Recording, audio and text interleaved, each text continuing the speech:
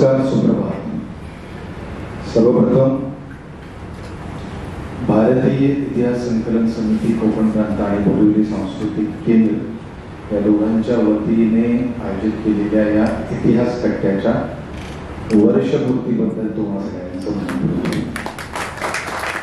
एखादी संकल्पना आपण मांडतो की आपण लोकांमध्ये जाऊन इतिहास प्रचारासाठी प्रसारासाठी लोकांमध्ये इतिहास अभ्यासकांना आणून त्यांच्या गप्पा करण्यासाठी एक बोरिवलीमध्ये समृद्ध असा एक कट्टा निर्माण व्हावा आणि जो इतिहास कट्टा या नावाने नवीन संकल्पना, वेगवेगळ्या प्रकारचे साहित्यिक कट्टे असतात, वाचक कट्टे असतात, पण इतिहासाला वाहिलेला असा हा पहिला कट्टा हा बोरिवलीमध्ये सुरुवात झाला.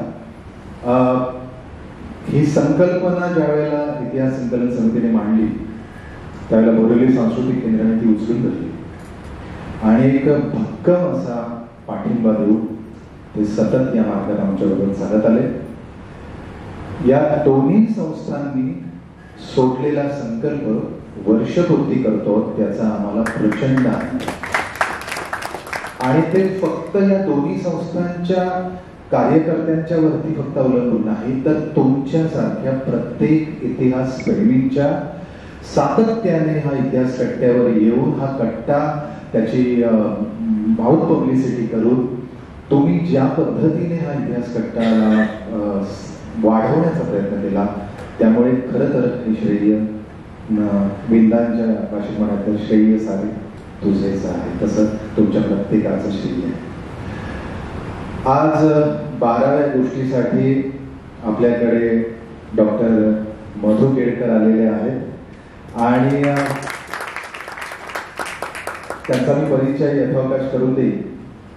पण या वर्षपूर्तीला आपल्याकडे बोरिवली सांस्कृतिक केंद्राचे अध्यक्ष तरुणबाई मोठा आहे आणि तरुणबाईंचं वैशिष्ट्य असं की म्हणजे सुनील गणपुले साहेब काय, आमचे संजीवजी काय किंवा तरुणबाई काय, भारतीय इतिहास संकलन समिती जे जे कार्यक्रम करू इच्छिते ती इच्छा आम्ही व्यक्त केल्यानंतर ते इच्छापूर्ती गणेशासारख्या आमची सगळी विघ्न दूर करतात आणि त्यामुळे काम खूप सोपं जातं.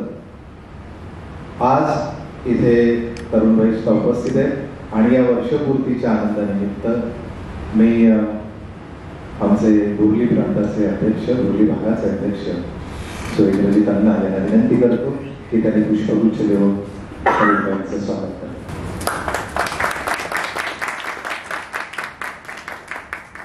या ठिकाणी डॉक्टर मधु केळकर ज्यांना आम्ही फक्त संपर्क केला आणि त्यांना ही कल्पना सांगितली, अगदी नवीन परिचय असताना सुद्धा म्हणजे मला सांगायला आवडेल की आपल्याकडे येणारे अभ्यासक सुद्धा दुसऱ्या अभ्यासकापर्यंत पोहोचवतात की काहीतरी चांगलं चालू आहे तिथे जाऊन आपल्याला बोलायला पाहिजे. तसं अभय चितळे हे आपल्याकडे ब्रिटिश काळातला साष्टीतला इतिहासाचे त्यांनी दोन भाग घेतले. अभयला मी म्हटलं की मला अजून काही इतिहास अभ्यासक साष्टीचे अभ्यासक लागणार आहे. अभयने लगेच मधुदाईंना फोन केला आणि त्यांना संपर्क केल्याबरोबर ती लगेच म्हणजे कुठलेही आडेवेळे न देता त्यांचं कार्य खूप मोठं आहे, त्या खूप व्यस्त असतात तरी सुद्धा त्याने ते लगेच मान्य केलं आणि तात्काळ ज्याला आपण म्हणूया की पावलं पुढे टाकायला सुरुवात केली. मी त्यांना म्हटलं की कुठल्या विषयावर बोला, तर त्यांनी सांगितलं की मी ब्रिटिश काळावर बोलतो. तर मला क्षणभर असं वाटलं की ब्रिटिश काळ झालेला आहे, पुन्हा काय सांगायचं. पण त्यांनी लगेच मला सांगितलं मी फक्त एकाच गोष्टीवर बोलणार आहे आणि ती म्हणजे पाणी पुरवठा. एका उपनगराला म्हणजे साष्टी ज्या वेळेला मुंबईमध्ये विलीन झाली त्याचं साष्टी हे जे अस्तित्व होतं, एकेकाळचं महान अस्तित्व होतं, तो एक मुंबईचं उपनगर म्हणून त्याचं जे स्थित्यंतर झालं, त्या स्थित्यंतराच्या मध्ये पाणी पुरवठ्यासारखी नागरी जीवनातली जी अत्यंत महत्वाची आणि मूलभूत गरज असते त्या पाण्याचं सुद्धा राजकारण होऊ शकतं याचा इतिहास असू शकतो आणि तो कागदपत्रात कसा दिसतो याच्यावरती त्यांनी स्वतः पीएचडी केली आहे.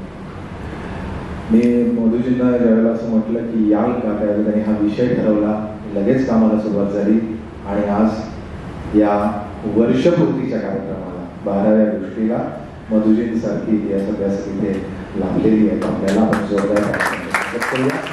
मी बोर्ली सांस्कृतिक केंद्राचे सुनील गणकुले यांना विनंती करतो की त्यांनी मधुजींचं पुष्पगुच्छ आणि आपलं स्मृतिचिन्ह देऊन स्वागत करावं.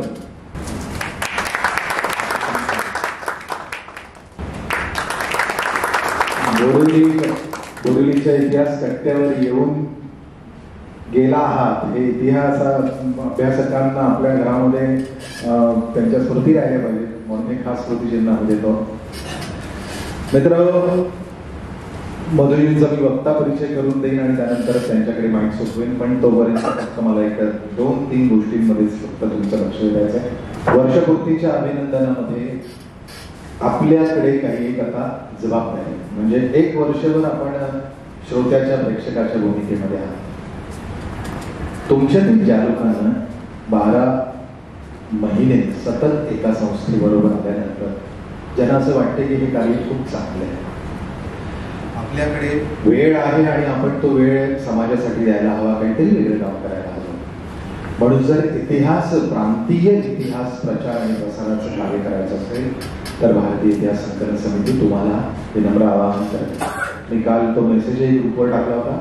मी आज पुन्हा इथे सांगू इच्छितो की आपल्याला भारतीय इतिहास संकलन समितीला चांगले कार्यकर्ते हवे, सभासद हवे, वयोमर्यादा नाही. तुम्ही रोजच्या रोज प्रत्येक वेळेला काम करण्यासाठी उपलब्ध असाल असंही नाही, पण ज्या ज्या प्रकारे तुम्हाला मदत करता येईल त्यासाठी तुम्हाला या समितीचं सभासदत्व तुम्ही घ्यावं अशी एक नम्र विनंती करतो आहोत.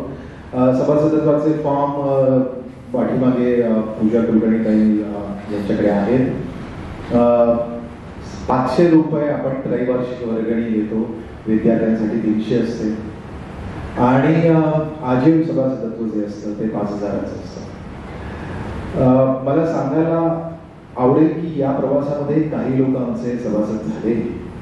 अजून जर कोणाला इच्छा असेल आणि तुम्ही अजून कोणी तुमच्या संपर्कामध्ये जर इतिहास प्रेमी तरुण मुलं मुली किंवा इतर कोणी असतील तर त्यांना सुद्धा असं सांगा की एक काहीतरी चांगलं काम होत आहे त्या कामाला. कारण कुठलंही सामाजिक काम हे असंख्य हातांनी उचलतं, गोवर्धन असतो आणि त्याला श्रीकृष्णाची करांगोली त्याच वेळेला स्पर्श करते ज्या वेळेला आधी लोकांनी काठ्या लावलेल्या असतात. त्यामुळे एवढ्या मोठ्या समाज कार्यामध्ये सगळ्यांनी भाग घ्यावा. आपण खूप कार्यक्रम करणार आहोत, कट्टा वाढवत येणार आहोत, पण बोरिवलीमध्ये इतिहासाची एक चळवळ निर्माण करणार आहोत आणि त्या नवनवीन संकल्पनेसाठी शैक्षणिक स्तरावरती, सामाजिक स्तरावरती, महिलांच्या बाबतीमध्ये, विद्यार्थ्यांच्या बाबतीमध्ये असे अनेक इतिहासाचे उपक्रम आपण घेणार आहोत आणि त्यासाठी आपल्याला गरज असणार आहे अनेक हातांची. मी पुन्हा एकदा तुम्हाला सगळ्यांना आवाहन करेन की इतिहास संकलन समितीचे सभासद व्हा. बोर्ली सांस्कृतिक केंद्राच्या या लायब्ररीमध्ये मी संजीवजींना म्हटलं होतं की अजून 1 महिना, कारण पाऊस काही म्हणजे गेलाय असं काही तो ओरडून सांगत नाही अजून, पण परतीच्या पावसाचे हवामान खात्याचे अंदाज बरोबर देखील असं आपण गृहीत धरूया. ऑक्टोबर महिना हा त्यांनी शेवटचा सांगितला आहे. नोव्हेंबर महिन्यापासून पुन्हा एकदा आपण वनविहारमध्ये भेटणार आहोत पुढच्या महिन्यापासून. आणि वनविहारचं उद्यानाचं खरंच वैशिष्ट्य असं आहे की इतिहास संकलन समितीला ज्यावेळेला बोरिवली सांस्कृतिक केंद्राने ही जागा दिली की तुम्ही इथे इतिहास कट्टा सुरू करा, त्यावेळेला आनंद काय झाला की एका चांगल्या अशा वनमय अशा नैसर्गिक अशा पार्श्वभूमीवर आपण या गप्पा रंगवल्या आणि त्यामुळे लोकांना त्याचा आनंद झाला. त्यामुळे पुन्हा एकदा नोव्हेंबर महिन्याच्या इतिहास कट्ट्यापासून आपण वनविहार उद्यानाच्या मध्ये हा कट्टा आपण सुरू ठेवणार आहोत. तुम्ही सगळ्यांनी आवर्जून यायचंय आणि आज उपस्थिती थोडी कमी वाटते मला, परंतु अजून जास्तीत जास्त लोक येतील याच्यासाठी तुम्ही सगळेजण प्रयत्न करा. कारण पुढच्या वेळेपासून रविवारी संध्याकाळी, कारण मला बऱ्याच लोकांनी सांगितलं की रविवार सकाळ जरा थोडा प्रॉब्लेम होतो, मलाही कल्पना आहे. आठवडाभर काम करणारे थकलेले जीव जरा मुंबईकर धावत गर्दीत पडत, रविवार सकाळी जरा एकदम लवकर उठून कुठेतरी बाहेर जाणं थोडा अवघड होतं. तरी सुद्धा तुम्ही येत होता. आणि पुढच्या महिन्यापासून रविवारी संध्याकाळी असेल कार्यक्रम आणि त्यामुळे आपण आवर्जून घ्या सगळ्यांनी. मधु केळकरांचा परिचय करून देण्याची जबाबदारी माझ्यावर आहे. कुठल्याही इतिहास अभ्यासकाचा परिचय करून देताना मला यासाठी आनंद होतो कारण इतिहास अभ्यासक म्हणून त्यांनी केलेल्या परिश्रमांची त्याच्यामध्ये पार्श्वभूमी असते. एक स्वतः इतिहास अभ्यासक असल्या कारणाने हे परिश्रम काय असतात याची मला कल्पना आहे. इतिहासाचार्य राजवाडे की ज्यांच्या बाबतीत आपण असं म्हणतो की मुठभर पोहे घेऊन खिशात टाकून, पोह्यांची गुरचुंडी खिशात टाकून 15-15, 20-20, 30-30 किलोमीटर इतकं दूर चालत राहणं, गाड्या होत्या, बैलगाडी, चालत राहणं, अशा पद्धतीने त्यांनी जाऊन वेगवेगळ्या पारंपरिक वंशजांच्या घरांमध्ये, वेगवेगळ्या ठिकाणी, गावागावामध्ये जाऊन घराण्यांची कागदपत्र, वेगवेगळ्या प्रकारची कागदपत्र जी माळीवरती टाकलेली आहेत, माळ्यावरती, अशा सगळ्या गाठोड्यांमधून त्यांनी उपसून एक इतिहास अभ्यासाचं मोठं दालन उभं केलं. इतिहासाचार्य राजवाड्यांनी जे ऋण आपल्याला दिलं ती जी वारी आहे ती वारी महाराष्ट्रात अनेक इतिहास अभ्यासकांनी सजवली, वाढवली. आणि तसेच आज मधुजी इथे आहेत. मधुजींची ओळख अशी आहे की त्या केळकर आहेत, पण त्यांचा जन्म जो आहे तो मला सांगायला आवडेल की तो जन्म ऐतिहासिक अशा स्थळी झाला आहे, तो म्हणजे झाशीच्या मध्ये. त्यामुळे अजून एक अभ्यासातली झाशीची राणी आपल्याला बघायला मिळेल. झाशीमधला जन्म आहे त्यामुळे ते एक दायित्व त्यांना मिळालं. त्यांचं शालेय शिक्षण कानपूरला गेलं, उत्तर प्रदेशमध्ये. त्यामुळे त्याने मला सांगितलं तुम्हाला मराठी जरी असले तरी मराठी थोडं बोलायला अडचण येते व्याख्यानाच्या वेळेला. एरवी त्या घरात मराठी बोलत असते. मी म्हटलं हरकत नाही, आमचा जो इतिहास कट्ट्याचा जो श्रोतृवर्ग आहे तो सुजाण आहे, त्यामुळे तो इंग्लिश, हिंदी, मराठी तिन्ही भाषेमध्ये तुमचं व्याख्यान मिक्स असेल तरी ते चालेल. मधुजींचं शालेय शिक्षण कानपूर, महाविद्यालयीन शिक्षण पुण्यासारख्या नागपूरमध्ये. त्यांची PhD ही मुंबई विद्यापीठातून झाली आणि PhD साठीचा विषय हा आत्ता जो ते सांगणार आहे तोच आहे, the history of water management in the city of Bombay 1845 to 1957. पाणी पुरवठ्याचं व्यवस्थापन मुंबई शहरात कसं झालं ब्रिटिश काळात.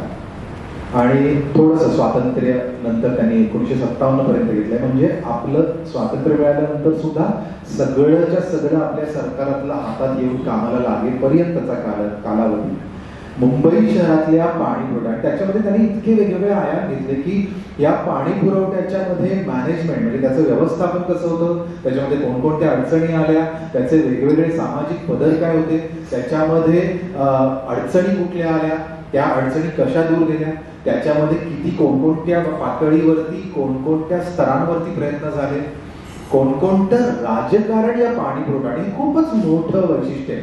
इतिहास अभ्यासकाने एखाद्या व्यवस्थापकीय मॅनेजरियल अशा एका घटनांमधून राजकारण शोधून काढलं की लोकांचं राजकारण सुद्धा पाण्यासारख्या मूलभूत गोष्टींमध्ये सुद्धा राजकारण होऊ शकतं.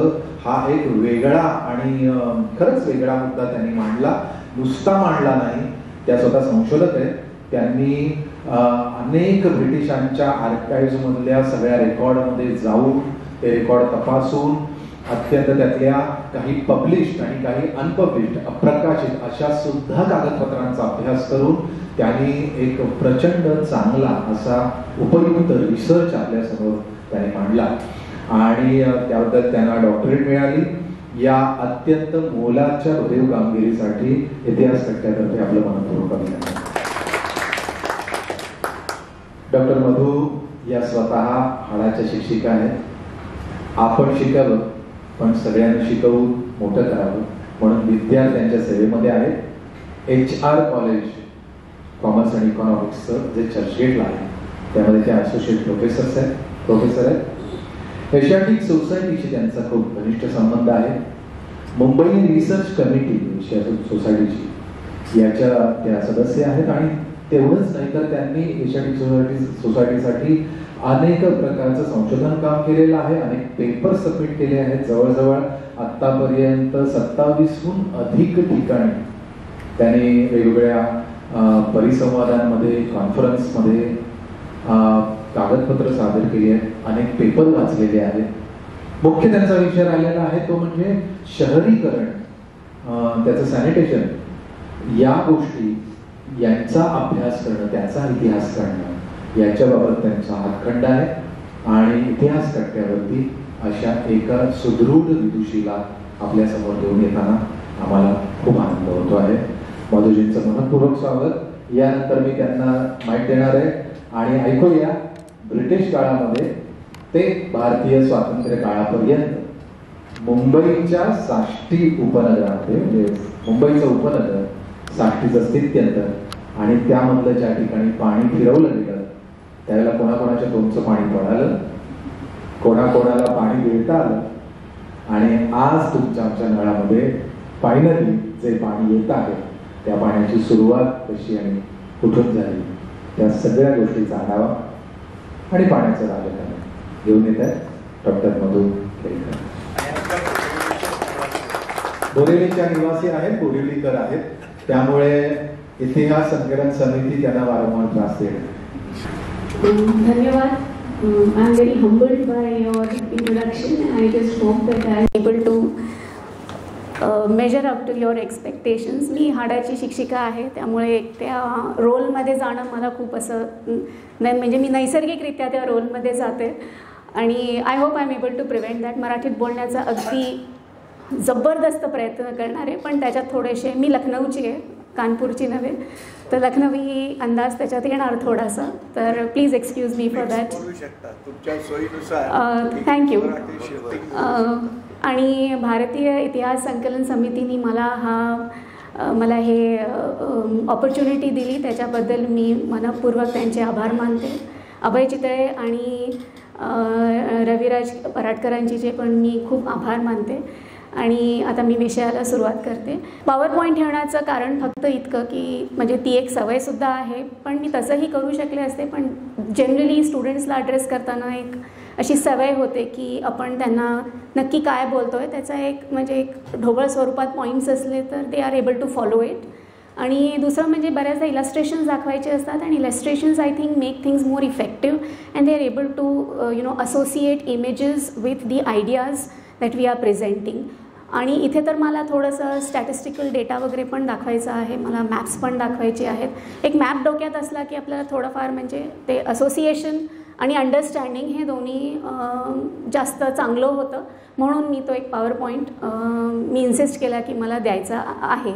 तर आता हे जे लेफ्ट साईडला तुम्ही बघता आहात ते तुम्ही ओळखलंच असेल, तर हृदयाच्या आकाराचा आपला साष्टी आयलँड आणि खाली ते एक गॉल ब्लॅडरसारखं ते आपलं मुंबई सिटी. आणि ते मॅप मी ह्याच्यासाठी दिलेला आहे की आपल्याला म्हणजे विशेष करून आम्ही जेव्हा इतिहासाचा अभ्यास करतो तर आम्हाला काही एक्सप्लेन करावं लागतं की डेट्स कुठल्या आहेत, आम्ही त्या डेट्सचं जस्टिफिकेशन काय आहे. जर आम्ही कुठला जिओग्राफिकल एरिया सांगितला असेल तर तो जिओग्राफिकल एरिया नक्की कुठला आहे ते क्लॅरिटी देण्यासाठी ते मॅप्स मला देणं फार गरजेचं भासलं. तर आता आपण साष्टी प्रांत, मुंबई सिटी आणि त्या काळात त्याला बॉम्बे म्हणायचे आणि बॉम्बे प्रेसिडेन्सी असं सुद्धा होतं. तर बॉम्बे प्रेसिडेन्सी आणि बॉम्बे सिटी बऱ्याचदा लोकांना त्याच्यामध्ये थोडंसं ते कन्फ्यूज होतात. लोकांना वाटतं Bombay presidency is synonymous with Bombay city, तर तसं नाही आहे. बॉम्बे सिटी हा एक छोटासा भाग होता, तो छोटासा आयलँड जो मी तिथे राईट साईडला दाखवलेला आहे. आणि तिथे वर जाता जाता म्हणजे जवळपास आजचा जो ग्रँड रोड वगैरेचा जो एरिया आहे तिथपर्यंतच बॉम्बे आयलँड सिटी किंवा कोर सिटी हा होता. आणि मला वाटतं हे मागच्या लेक्चर्समध्ये हे कदाचित कवर झालेलं पण असेल, सो जस्ट रिआयटरेशन. आणि त्याच्या पुढचा जो भाग होता तो अख्खा हा साष्टीचा भाग होता. आता गंमत म्हणजे जेव्हा मी अभ्यासाला सुरुवात केली माझ्या, तेव्हा मी हे बघितलं की बॉम्बे सिटी हा खरं तर इतका कमर्शियली इम्पॉर्टंट होता की त्याच्यावर प्रचंड काम झालेलं आहे. म्हणजे मरियम दोसल, मृदुला रमण्णा ही तुम्ही नावं ऐकलेली असतील कदाचित, तर त्यांनी भरपूर त्याच्यावरती काम केलेलं आहे. आणि otherwise also Bombay has always been a centre of attraction. तर म्हणून मी विचार केला तर आता मी ह्याच्यावर वेगळं काम काय करू शकते. आणि म्हणून मी पाणपुरवठ्याबद्दल विचार केला की त्याचा आपण कुठपर्यंत अभ्यास करू शकतो आणि कुठले कुठले आयाम आपण त्याच्यामध्ये आणू शकतो. आणि मग माझ्या लक्षात आलं की म्हणजे बॉम्बेचा अभ्यास करताना की पाणी हे फक्त एका विशिष्ट लिमिटपर्यंतच लोकांनी कवर केलेलं आहे आणि त्याच्यामध्ये साष्टी हे कम्प्लिटली मिसिंग आहे. साष्टीवरती ॲज सच कोणीच अभ्यास केलेला नाही आहे. आणि एक अजूनही कारण होतं की जेव्हा माझं लग्न होऊन आले तेव्हा मी डोंबिवलीला होते आणि मी एक मुबलक पाणी असं असलेल्या प्रांताची मुलगी. आणि डोंबिवलीला आम्ही लहानपणीसुद्धा येत होतो आणि मामाकडे राहायचो आणि त्या मोठ्या मोठ्या बिल्डिंग्ज आणि ते छोटी छोटी घरं आणि मग पाण्याची ते धावपळ मी नेहमी बघायचे. तेव्हा मला डोंबिवलीचं जे स्थळ आलं तेव्हा माझा पहिला मोठा प्रश्न म्हणजे नवरा राहायला बाजूला पाणी मिळेल की नाही ह्याच्यावरनं मी ठरवणार होते की लग्न करायचं का नाही. पण म्हणजे ते marriage is a made in heaven म्हणून मी दुर्लक्ष केलं पाण्याकडे आणि लग्न होऊन मी आले. 5 वर्ष मी डोंबिवलीला होते आणि माझी भीती ही अगदी खरोखर खरी ठरली. कारण मुंबईला पाणीचा प्रचंड प्रॉब्लेम होता आणि म्हणजे ते थोड्या वेळात तसं कसं तरी मॅनेज करायचं, ती टाकी भरायची वगैरे वगैरे. पण आय मॅनेज्ड. आणि तेव्हापासून मला पाण्याबद्दल खूपच कुतूहल होतं आणि मला असं कोणीतरी कधी कधी खोचकपणे सांगायचं सुद्धा, नोकरी कर म्हणजे पाण्यावरचे विचार जरा जातील.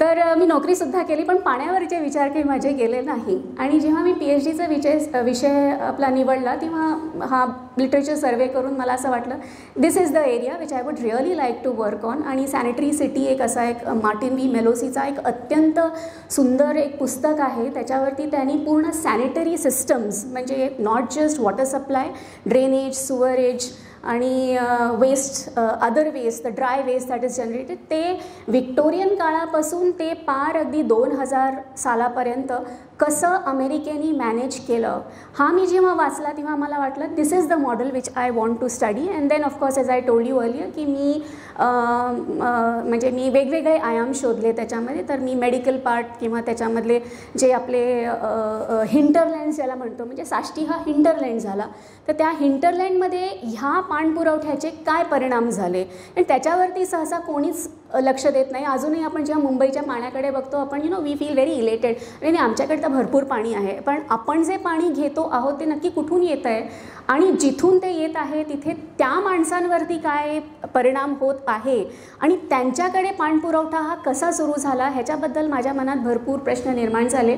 And I have done all my archival work in the archives. I have also worked with Asiatic Society आणि Gokhale institute of political science and इकॉनॉमिक्समध्ये त्यांचा एक अत्यंत सुंदर म्हणजे इफ एनीबडी इज इंटरेस्टेड त्यांचा एक डिजिटल आर्काइव्स आहे. त्याच्यामध्ये भरपूर म्हणजे you just can't imagine the kind of collection that they have. आणि archives.org एक अतिशय सुंदर डिजिटल रिपॉझिटरी आहे. त्याच्यामधनं मला बरीचशी पुस्तकं अभ्यास करायला मिळाली आणि असा हा मी पाणपुरवठ्याचा विषय सुरू केला.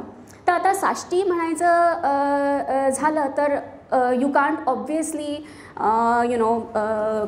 Ignore the earlier part of it, the earlier phase of it, की मुळात मुंबई सिटीत पाणपुरवठा का सुरू झाला. तर कदाचित अभय वगैरे यांनी बोलले असतील की त्या काळात 1860मध्ये विहारची स्थापना झाली आणि त्याची मूलभूत कारणं ही होती की ब्रिटिशांना आर्मीसाठी सॅनिटेशन हवं होतं, त्यांची हेल्थची खूप महत्त्वाची म्हणजे त्याच्यात भूमिका होती and they were obviously bothered only about the soldiers. So 1860मध्ये हे पाणपुरवठ्याचा आपला पहिला लेक निर्माण झाला विहार.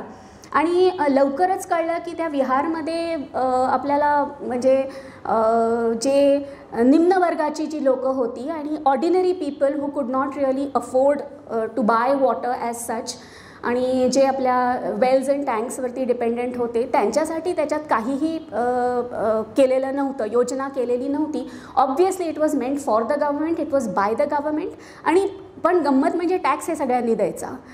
तर आणि ही जी पाणपुरवठ्याची योजना सुरू झाली ती ब्रिटिश मॉडेलवरती होती. It was not aligned with the Indian systems of wells and tanks आणि इकडचे जे एन्व्हायरमेंटल कंडिशन्स होते त्याच्याशी पण त्याचं काहीही ताळमेळ बसत नव्हता. पण तरीसुद्धा ती इथे राबवली गेली आणि लगेच जशी एक योजना राबवली गेली, पाण्याचं प्रमाण वाढलं, तसंच इथे पब्लिक वर्क्स पण सुरू झाले. जितके पब्लिक वर्क सुरू झाले तेवढी पॉप्युलेशन वाढत गेली, लेबर पण वाढत गेलं आणि then it became a ratchet like system की तुम्ही पुरवा आणि लगेच थोड्या वर्षांनी ते कमी पडणार, मग अजून वाढवा आणि that has continued. So if you actually look at the way the system has developed, it has now just not limited itself to Sashti, it has gone way beyond and still we are thirsty for water. तर 1860मध्ये विहार, त्याच्यानंतर 72मध्ये आपलं तुलसी येतं, त्याच्यानंतर पुन्हा 1889मध्ये पवई येतं. पवईची तर म्हणजे अगदी मजेदारच गोष्ट आहे, ती सुरू होते 3 वर्षात त्याला गायब पण करतात आणि जेव्हा पवईला आपण राबवत असतो तेव्हा म्हणजे ती it operates just barely for 6 months असो, तेव्हा त्यांचं ऑलरेडी त्यांच्या डोक्यात असते, त्याच्यावरती काम पण सुरू झालेलं असतं. पण गंमत म्हणजे लोकांना वाटतं नाही आता पुढच्या वर्षी इथे ड्राऊट येणार आहे ना, म्हणजे असं प्रिडिक्शन्स असायचे, तर आपण एक लवकर पटकन एक योजना राबवून टाकूया आणि त्यांचा येईल तेव्हा येईल. आणि त्याच्यामध्ये किती करोडोने रुपये खर्च होतात आणि ते पैसे हे पब्लिक टॅक्सेसमधून येतात. ह्याच्याबद्दल म्हणजे there is a general indifference among the people. म्हणजे असं नाही की people have not protested, that is another thing that really is worth listening, I mean worth understanding, की लोकांनी जबरदस्त प्रोटेस्टसुद्धा केलेले, पण अर्थातच त्यांच्या प्रोटेस्टला दाबून टाकलं गेलं. तर आता ह्या सगळ्या योजना राबवल्यानंतर जेव्हा पॉप्युलेशन आपली वाढतच गेली तेव्हा जवळपास म्हणजे यू कॅन से खरं अगदी टाउन प्लॅनिंगची जी सुरुवात झाली ती 1912पासून. आता त्याच्या आधीपासूनसुद्धा साष्टी हा प्रांत म्हणजे it was like it was suppose to be very beautiful आणि त्याच्यामध्ये क्लायमेट खूप चांगलं होतं, म्हणून लोकांना असं वाटायचं आपण साष्टीमध्ये जाऊन घर बांधूया आणि it will be like an alternative home. आणि तिथे बँड्रामध्ये आपण बघतो की म्हणजे टाटानी ऑलरेडी तिथे एक सुरू केलेलं असतं, वस्ती बनवलेली असते. तर असं नाही आहे की Sashti was unknown, Sashti was known, but the actual you can say the boost to urbanization started from रफली लेट 1890s, म्हणजे जेव्हा प्लेग येतो आणि प्लेगनंतर असं गव्हर्मेंटला आवर्जून वाटायला लागतं की इकडची जी सरप्लस पॉप्युलेशन आहे ती इथे नको आता. म्हणजे ऑलरेडी ग्रँट रोडपर्यंत तिथे मिल्स वगैरेची वस्ती असते, तिथेच ते सरप्लस लेबर पॉप्युलेशन असते आणि प्लेग आहे, बरेचसे अजून एपिडेमिक्स असतात आणि त्यांना असं वाटतं ही पॉप्युलेशन आपल्याला इथे नको, ही आपण साष्टीला ढकलावी. आणि त्याच्यामध्ये एक बरेच सेन्सस आपले जे सेन्ससचा जो प्रकार सुरू होतो, ती idea is not a very great idea behind census. The idea behind census is की आपण बघूया कोण कुठे राहतं आणि कुणाला कुठून हाकलता येईल. म्हणजे with that in mind it was decided that let us send the surplus population to Sashti. आणि ऑलरेडी रेल्वे लाईन सुरू झालेली होती, म्हणजे GIPR होती आणि Bombay Baroda and central India ही रेल्वेसुद्धा होती, तर थोडेफार मीन्स होते ट्रॅव्हल करण्याचे. आणि त्या BBCI आणि GIPRनी च्या ज्या रेल्वे लाईन्स सुरू झालेल्या होत्या त्यांनी इतके आडवे तिडवे म्हणजे हे केलेलं होतं that it became very difficult to locate people. So it was decided that there was actually a lot of correspondence that happened in the government circles. आणि मुंबई सिटीतले जे मोठमोठाले इंडियन लोकंसुद्धा जी होती त्यांनासुद्धा विचारलं गेलं की बाबा तुमचं काय मत आहे, साष्टीमध्ये कुठल्या कुठल्या लोकांसाठी जागा ठेवावी. तर त्यांनी सांगितलं ब्लाइंड होम जे आहे ते साष्टीमध्ये हलवा, लेपर होम आहे ते साष्टीमध्ये हलवा, टॅनरीज आहे साष्टीमध्ये हलवा. म्हणजे बेसिकली वेस्टर्न झोन जो आहे तो आम्हा जेंटील लोकांसाठी त्यांच्यासाठी ठेवा, ब्रिटिशांसाठी ठेवा. सेंट्रल झोन जो आहे तो सगळा इंडस्ट्रियल एरिया करा आणि त्याच्यानंतर हळूहळू म्हणजे पॉप्युलेशन तिथे जाईल. तर 1896 to 1912 this is like you can say the formative period. आणि 1912मध्ये टाउन प्लॅनिंग ॲक्ट पास होतो. 1915मध्ये ॲक्च्युअली तो म्हणजे इवन बॉम्बेमध्ये पास होतो. आणि 1915पासून ही सुरुवात होते की आता ॲक्च्युअल आपण हे कामाला लागायचं. तर आता मी जेव्हा स्टडी केला तेव्हा मला असं वाटलं की ह्याच्यामध्ये आपण ॲक्च्युली पिरियडायझेशन करू शकतो की 1896 ते 1915 ते जवळपास 1920 ते 1930 आणि 1930 ते 1957 म्हणजे ह्या पिरियडायझेशनचं मागचं कारण काय. There has to be in history we have to always justify the reasons. तर 1996 ते 12 जसं मी सांगितलं, 15 जसं मी सांगितलं की प्लेग आणि 15मध्ये टाउन प्लॅनिंग ॲक्ट. 15 ते 20 हा म्हणजे again it was a kind of a period, म्हणजे गव्हर्नमेंट फक्त चाचपडत होती की हे करून बघू का, हे करून बघू का, असं करूया तसं करूया. आणि 20 ते 30 त्याच्यासाठी साष्टीच्या अर्बनायझेशनसाठी ॲक्च्युअली त्यांनी एक डिपार्टमेंट ऑर्गनाईज केलं, बॉम्बे डेव्हलपमेंट डिपार्टमेंट, ज्याच्या चाळी आपण अजूनही बघतो. आणि BDD चाळी, हो. आणि मला फार कुतूहल वाटतं, मी जेव्हाही रेल्वेच्या म्हणजे विंडो साईड मला मिळते, मी अगदी त्या ऑब्झर्व करत जाते की आता या चाळी कधीतरी डिमॉलिश होणार, तर त्यांना डिमॉलिश व्हायच्या आधी अगदी भरपूर बघून घ्यावं, कारण ती आर ॲक्च्युली आयकॉनिक नाव. आणि 1930 ते 1957 ते ह्याच्यासाठी, कारण 30 साली BDD संपते, म्हणजे द डिपार्टमेंट इज जस्ट ॲबॉलिश्ड. आणि 1957 ही तंसाकम वैतरणा अशी स्कीम ही लयास येते. आणि मोदक म्हणजे NV मोदक जे ज्याचे who was the main spirit behind that, तर he was responsible for the creation of that big lake which can be called तंसाकम वैतरणा, किंवा आपण मोदक सागर ज्याला हल्ली मोदक सागर ज्याला म्हणतो. तर 1857पर्यंत मी हा असा अभ्यास केलेला आहे. तर आता डिझिजेस होत्या, इनसॅनिटेशन होतं, आणि गव्हर्नमेंटचा तो आयडिया होता कंपार्टमेंटलाइज पॉप्युलेशन, म्हणजे ही लेबर क्लास, ही जेंटील क्लास, ही ब्रिटिश क्लास, ह्यांना असं एकमेकांमध्ये मिक्सअप होता कामा नये. आणि ॲक्च्युली ते असंच मेन्शन आहे ब्रिटिशांच्या रेकॉर्ड्समध्ये की we can't afford to let classes mix with each other, कारण the Britishers regarded the Indian body as a very diseased, dirty, insanitary body. तर त्याच्यामुळे 1915 साली हे JP ऑर आणि EG टर्नर वगैरे ह्यांनी भरपूर काम केलं, म्हणजे त्याच्याबद्दल जनजागृती क्रिएट करायला. इंटरनॅशनल कॉन्फरन्सेससुद्धा झालेल्या आहे ह्याच्याबद्दल, आणि त्याच्यामध्ये त्यांनी अगदी छातीठोकपणे सांगितलं की आम्ही हे काम केलेलं आहे. आणि ते काम खरं कसं स्वरूपात होतं हे म्हणजे एकदम मजेशीर आहे. आणि त्याच्यामध्ये मरियम डोसलनी एक आपल्या पुस्तकामध्ये लिहिलेलं आहे की दे वर फुल ऑफ कॉन्ट्रडिक्शन्स, म्हणजे करायचं एक होतं पण होत दुसरंच काहीतरी होतं. आणि त्याचं कारण म्हणजे एक की ब्रिटिश नेहमी हे पैशासाठी बोंबलतच होते, म्हणजे करायचं आहे खूप असं पेपरवरती ते खूप सुंदर असा त्याचा उल्लेख झालेला आहे, पण there is no money. So where do you get the money from? you recourse to different types of means to get that money, and the end result is complete confusion. तर त्याच्यामध्ये आपण 2 जर्मन, म्हणजे town planning जेव्हा सुरू झालं तेव्हा आपल्याला एक जर्मन मॉडेल होतं आणि एक काय म्हणतात त्याला इंग्लिश मॉडेल होतं ऑब्व्हियसली. तर जर्मन आणि इंग्लिश मॉडेल हे ह्या 2 विचारांवरती किंवा या 2 थिअरीजवरती आधारित होते, एक बेटरमेंट आणि एक रिडिस्ट्रीब्युशन. बेटरमेंट म्हणजे तुमचा जो प्लॉट आहे, आता साष्टीमध्ये प्लॉट्स खूप इंडिव्हिज्युअल ओनर्सकडे होते, तर ते असे तुकडे तुकडे विचित्र झालेले होते त्यांचे, तर त्या प्लॉट्सला रिडिस्ट्रीब्यूट करायचं, म्हणजे सर्वसाधारणपणे असं की त्याच्यावरती तुमचं घर बांधता येईल. आणि त्याच्यामध्ये म्हणजे आता आपण जसं टाउन प्लॅनिंगच्या हिशोबाने विचार करतो बघ, गाड्या आत जाता आल्या पाहिजे किंवा लोकांनी आत जाता आलं पाहिजे, तर कुणाचे असे म्हणजे विचित्र प्लॉट्स होते, तर ते कापून त्यांना राहणेबल बनवणे.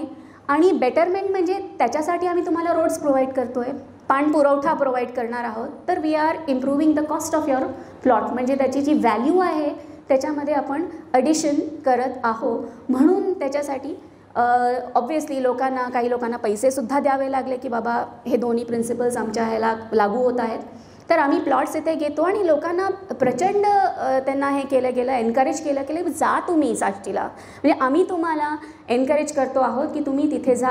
पण खरं तर घर बांधण्यासाठी तो एक वेगळा विषय. घर बांधण्यासाठी त्यांनी कुठलेही लोन, जसं आता आपण घर किती आरामात घेतो तसं तिथे काही त्या काळात अजिबात शक्य नव्हतं, म्हणून त्यांनी एक कोऑपरेटिव्ह हाऊसिंग सोसायटीज असं एक त्यांनी संकल्पना मांडली, पण तिथेसुद्धा प्रचंड प्रॉब्लेम्स होते. तर आता झालं असं की एनकरेज तर केलं आणि प्रायव्हेट बिल्डर्सला सुद्धा इंटरेस्ट होता तिथे जाऊन बिल्डिंग करण्यामध्ये. पण त्यांनी काय केलं की बाबा प्लॉट घेतला आणि हळूहळू कारण पैसा तर हवा होता ब्रिटिशांना, तर त्यांनी म्हटलं बाबा प्लॉट घेतला आता याच्यावरती टॅक्स द्या. आणि तो टॅक्स इतका प्रचंड त्यांनी वाढवला की प्रायव्हेट बिल्डर्स जे होते ते सुद्धा हतबल झाले. ते म्हणाले आम्ही नाही करू शकत हे डेव्हलपमेंट, कारण तुम्ही पैसा किती आमच्याकडनं घेत आहात. दुसरं म्हणजे जर तुम्ही लोकल बॉडीजची परिस्थिती बघाल तर इथे एवढ्या लोकल बॉडीज होत्या, काही नोटिफाईड एरिया कमिटीज होत्या, काही म्युनिसिपॅलिटीज होत्या आणि त्यातनं प्रामुख्याने बँड्रा ही एक मोठी म्युनिसिपॅलिटी होती. आणि तिसरं म्हणजे BDDसुद्धा त्याचा जो एक पॅरलल बॉडी होती BIT बॉम्बे इम्प्रूव्हमेंट ट्रस्ट, जी प्लेगच्या नंतर लगेचच निर्माण झाली होती. त्या बॉम्बे इम्प्रूव्हमेंट ट्रस्टला फक्त रोड्स बनवण्यात इंटरेस्ट होता. तसंच BDDला एक मॅन्डेट मिळाला होता की बाबा तुम्ही म्हणजे तुम्ही चाळी बांधा, तुम्ही ट्रॉम्बेला मध्ये वस्ती हे करा, सेटल करा, तुम्ही इथे सुद्धा पाणपुरवठा करा, म्हणजे जेणेकरून टाउन प्लॅनिंग हे अगदी आरामात तिथे होऊ शकेल. पण हे सगळं सोडून BDDला सुद्धा नुसते रस्ते बांधण्यातच इंटरेस्ट होता आणि गव्हर्नमेंटला सुद्धा त्या काळात रस्ते बांधण्याचा इंटरेस्ट होता. तर हा जो काळ आहे 1915 ते 1920 ह्याच्यामध्ये आपण बघतो की जास्त भर म्हणजे टाउन प्लॅनिंगच्या नावावरती जास्त जो भर होता तो फक्त आपण रस्ते कसं बनवू आणि how to make that area accessible, that's all. पण आता वस्ती तर वाढत होती आणि त्याच्यासाठी मी तुम्हाला इथे ग्राफ्स दाखवलेले 1872 ते 1921 तुम्ही बघाल की वस्ती ह्या ठिकाणी, कारण हे प्रामुख्याने स्थळं होती जिथे जास्त वस्ती होती, ती वस्ती ऑब्व्हियसली वाढत होती आणि त्या वस्तीला पाणपुरवठा करणं हे अतिशय महत्त्वाचं होतं. तर आता काही आपल्या ह्याच्यामध्ये पाणी होतं, म्हणजे पाईप टू वॉटर सप्लाय होतं, ट्रेडिशनल सिस्टमसुद्धा चालू होते obviously, because majority of the people depended on the traditional systems. तर सांताक्रूज म्हणा तर तिथे पाणपुरवठा होता आणि सांताक्रूजमध्ये कोले कल्याण, ज्याला आपण आता कलिना म्हणतो, तिथे एक मिलिटरी हे होतं, कॅम्प होतं. तर सांताक्रूजला पाणपुरवठा होता, म्हणजे पाईप टू वॉटर सप्लाय होता.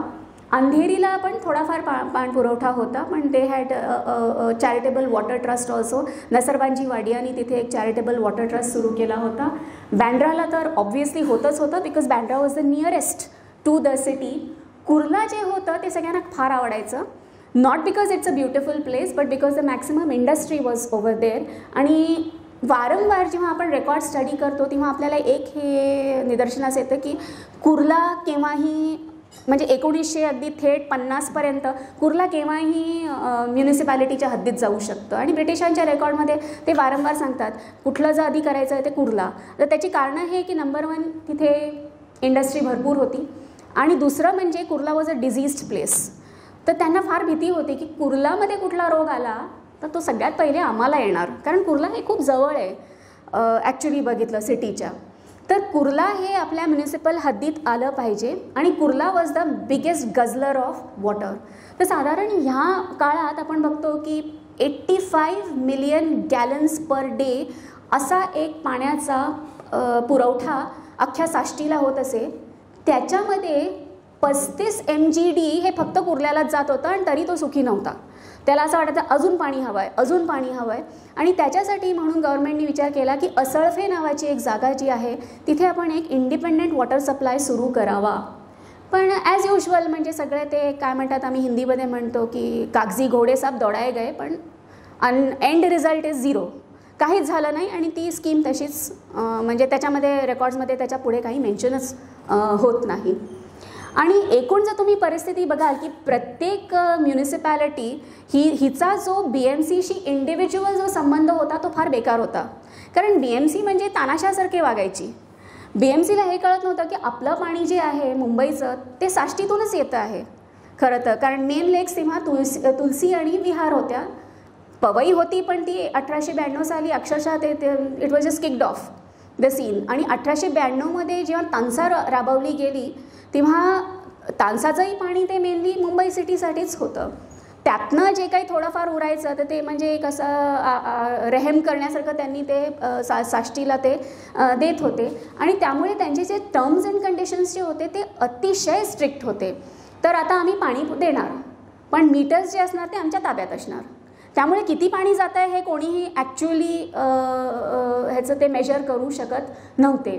आम्ही केव्हाही पाणी बंद करणार, सप्लायचा जो सिस्टम आहे तो तुम्ही मेंटेन करणार, सप्लायचे प्युरिटी आहे ते तुम्ही बघणार, आम्ही नाही बघणार. कारण आम्ही असं एक हे करून चालतो, घोषणा करतो की नाही आमचं पाणी तर प्युअरच आहे.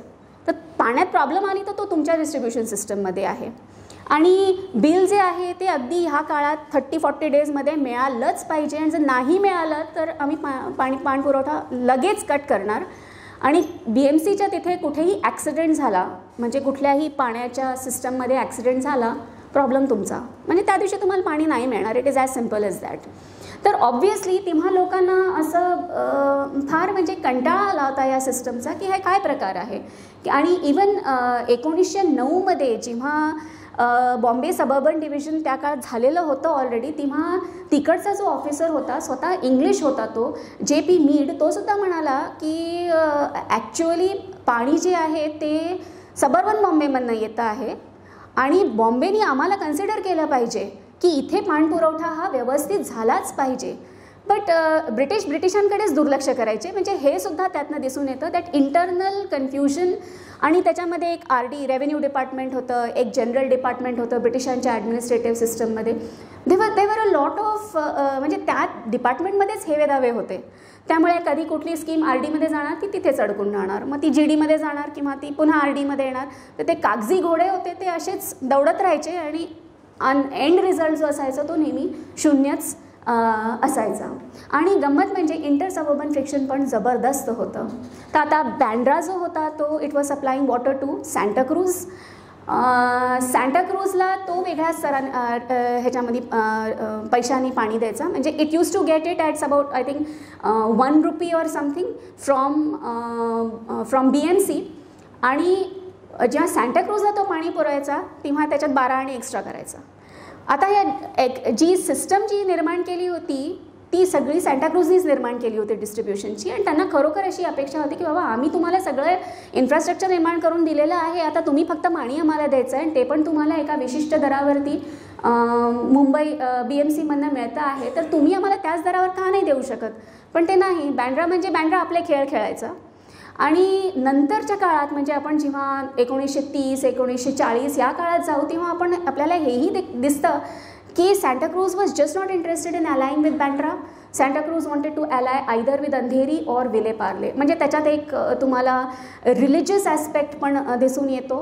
I will not go in to that aspect, पण तोही ॲस्पेक्ट एक आहे. तर there was a lot of inter suburban friction during this point of time. So एकूण थोडक्यात म्हणायचं झालं म्हणजे पार अगदी गोंधळच होता, सगळीकडेच सगळाच सावळा गोंधळ होता. तर then we come to the efforts that were made by the government. तर आता मी थोडेफार इथे पिक्चर्स दाखवलेले आहेत की सगळ्यात पहिले गव्हर्मेंटनी 1912मध्ये टाटानी सांगितलं बाबा आमचा खपवलेला एक प्लांट आहे त्याच्यामधनं पाणी निघतं म्हणजे ॲज अ वेस्ट वॉटर. तर तुम्ही 1912मध्ये तंसाची डुप्लिकेशनची आयोजना ही राबवली जात होती. तर ते म्हणाले की तुम्ही एवढे पैसे का खर्च करता, आम्ही तुम्हाला पैसे पाणी देतो आणि that should suffice the I mean given the population of Salsette at this point of time that is enough. तर गव्हर्मेंटला तो आयडिया आवडला, पण नंतर गव्हर्मेंट म्हणाले नाही आम्हाला टान्साच हवी. आणि त्यामुळे हा आयडिया थोडा काळ म्हणजे असा त्यांनी चाळवत ठेवला. 1922मध्ये थोडेफार पैसेसुद्धा त्याला दिले, पण ते नुसते पैसे देऊन तिथेच संपलं सगळं. आणि हे जी टाटाचा जो प्लांट होता तिथून जे पाणी यायचं ते एक मी पिक्चर तिथे टाकलेलं आहे. नंतर गव्हर्मेंट म्हणाला आपण बोरिंग करूया. आणि का बोरिंग करूया तर गुजरातमध्ये खारगोडा नावाचं एक स्थान आहे, तिथे बोरिंग एक्सपेरिमेंट्स हे खूप सक्सेसफुल झालेले होते. आणि त्यांनी म्हटलं की आता आपण हीच पद्धत बोरिवली वगैरे इथे का नाही करू शकत, आणि इथून आपण म्हणजे बोरिंग करून आपण पाणी देऊया.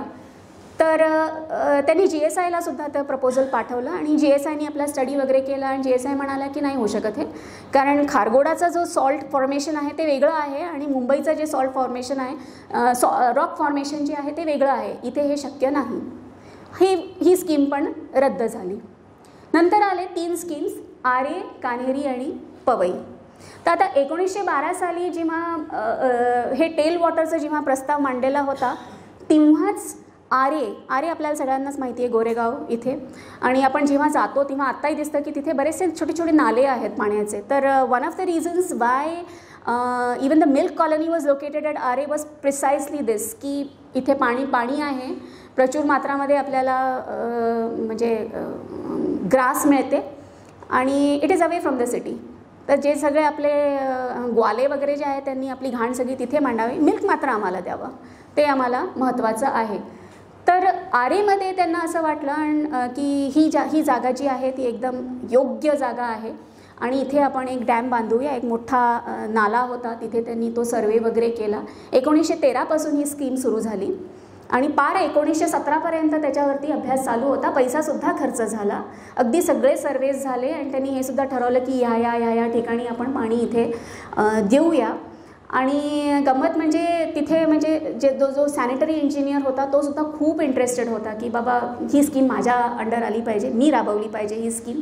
पण 1917 वॉर पण सुरू होती, प्रथम विश्वमहायुद्ध सुरू होतं आणि ॲज युजल पैशाची बोंबाबोंब होती. तर मग ही स्कीम पण रिजेक्ट करायला हवी. तर आता कशी करावी? नंबर 1 तर पैसाच नाही.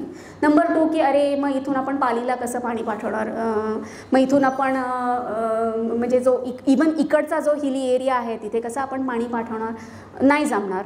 आणि थोडक्यात म्हणजे कारण तुम्ही कुठलीही वॉटर स्कीम घ्या, अगदी पार 1860 पासूनच्या आत्ताच्या water schemes, they are based on some future reckonings की 30 वर्षानंतर इकडचं पॉप्युलेशन इतका होणार, तर मग आपण पाणपुरवठा करू शकू का.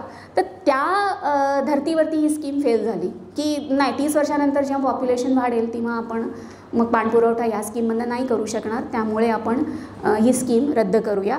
पण म्हणजे इंटरेस्टिंग गोष्ट ही आहे की चर्चा सुरू असते 1913 ते 1917.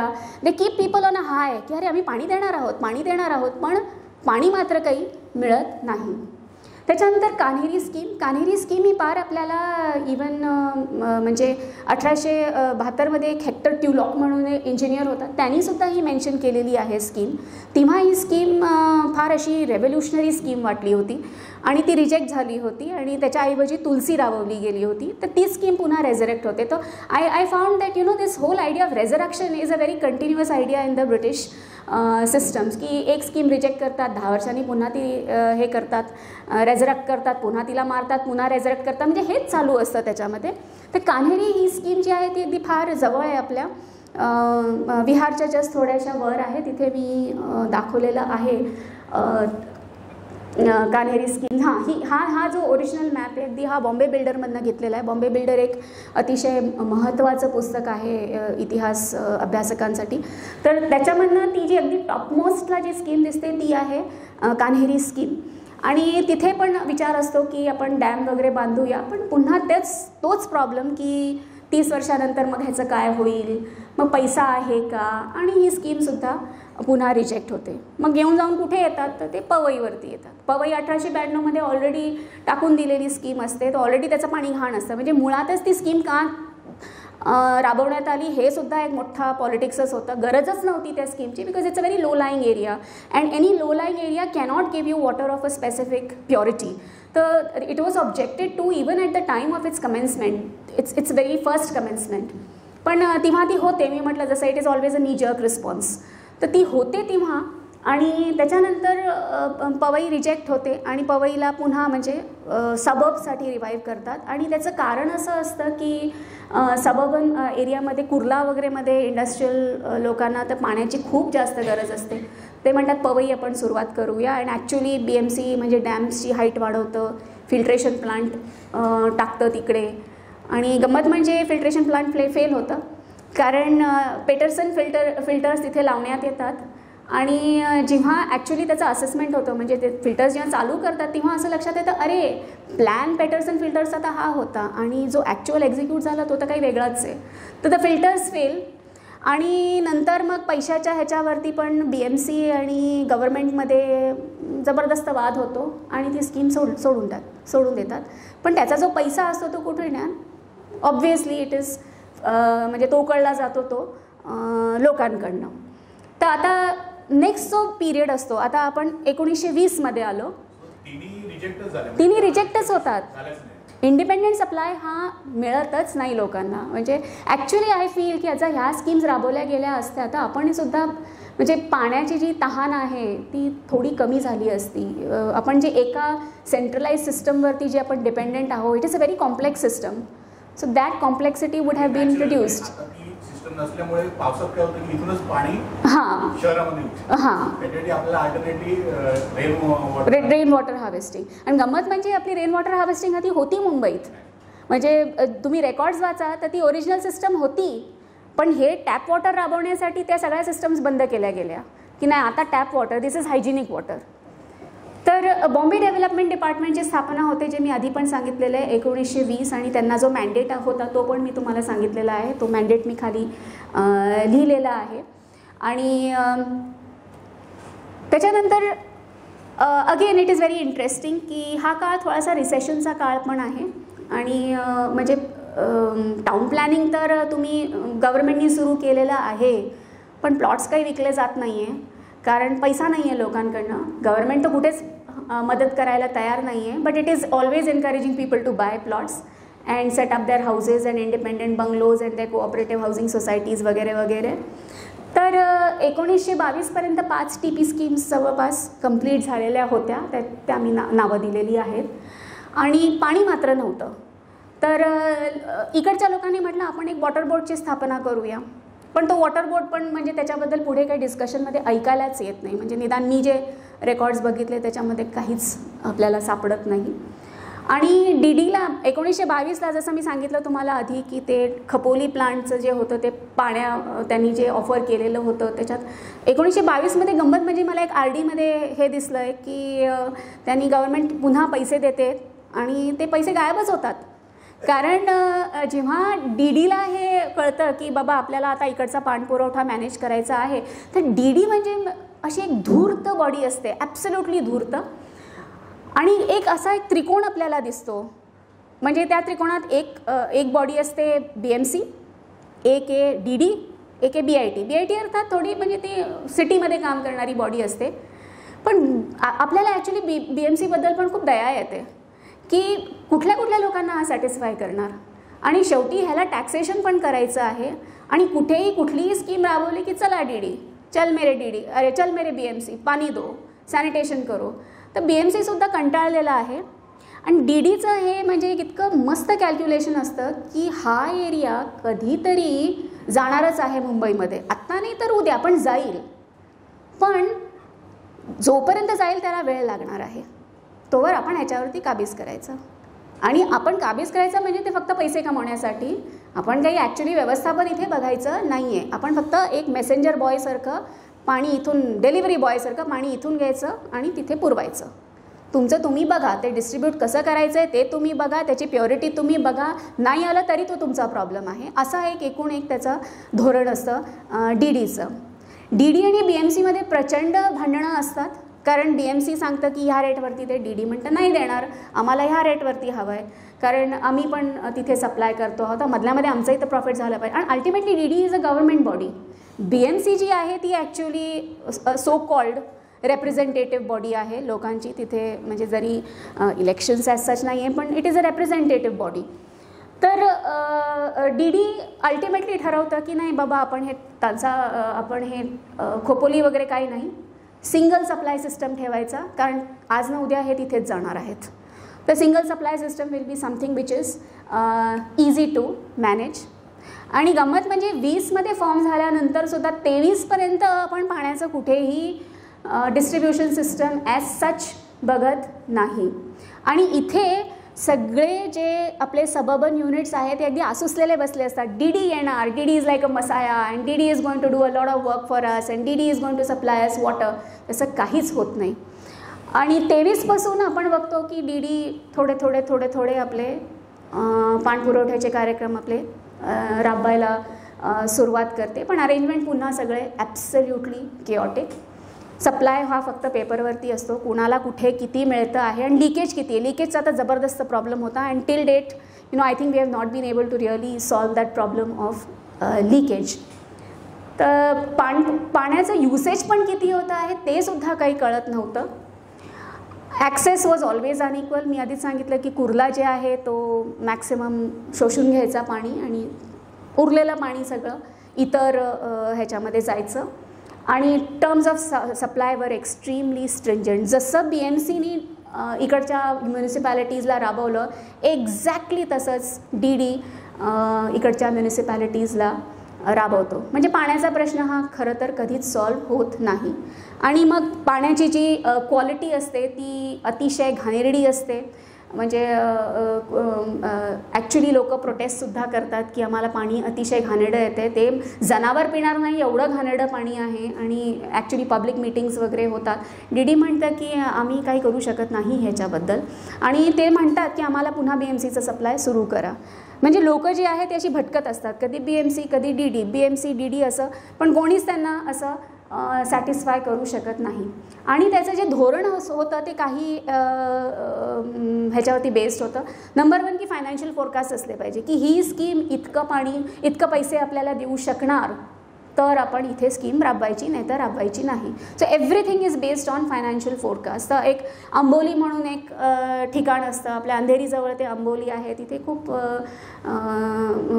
असे निम्न स्तराची लोकं राहत होती. त्यांनी म्हटलं पाणी तर DD मला नाही देणार, कारण हे म्हणजे काही फुकट नाही आहे पाणी. त्याच्यानंतर खारमध्ये जे आहे त्यांनी काय DDनी काय चालाकी केली की DD म्हणाला, आणि गंमत म्हणजे Khar was being touted as a model suburb. म्हणजे this is the model on which town planning is going to happen. आणि ॲक्च्युली तुम्ही न्यूजपेपर्स बघा त्या काळातले किंवा DDचे स्वतःचे रिपोर्ट्स बघा, बरेचसे तुम्हाला इवन FBवरती ते फोटोग्राफ्स बघायला मिळतील की it is being touted as a heaven, की इथे तुम्ही या, तुमचं लाईफ एकदम स्वर्ग असेल.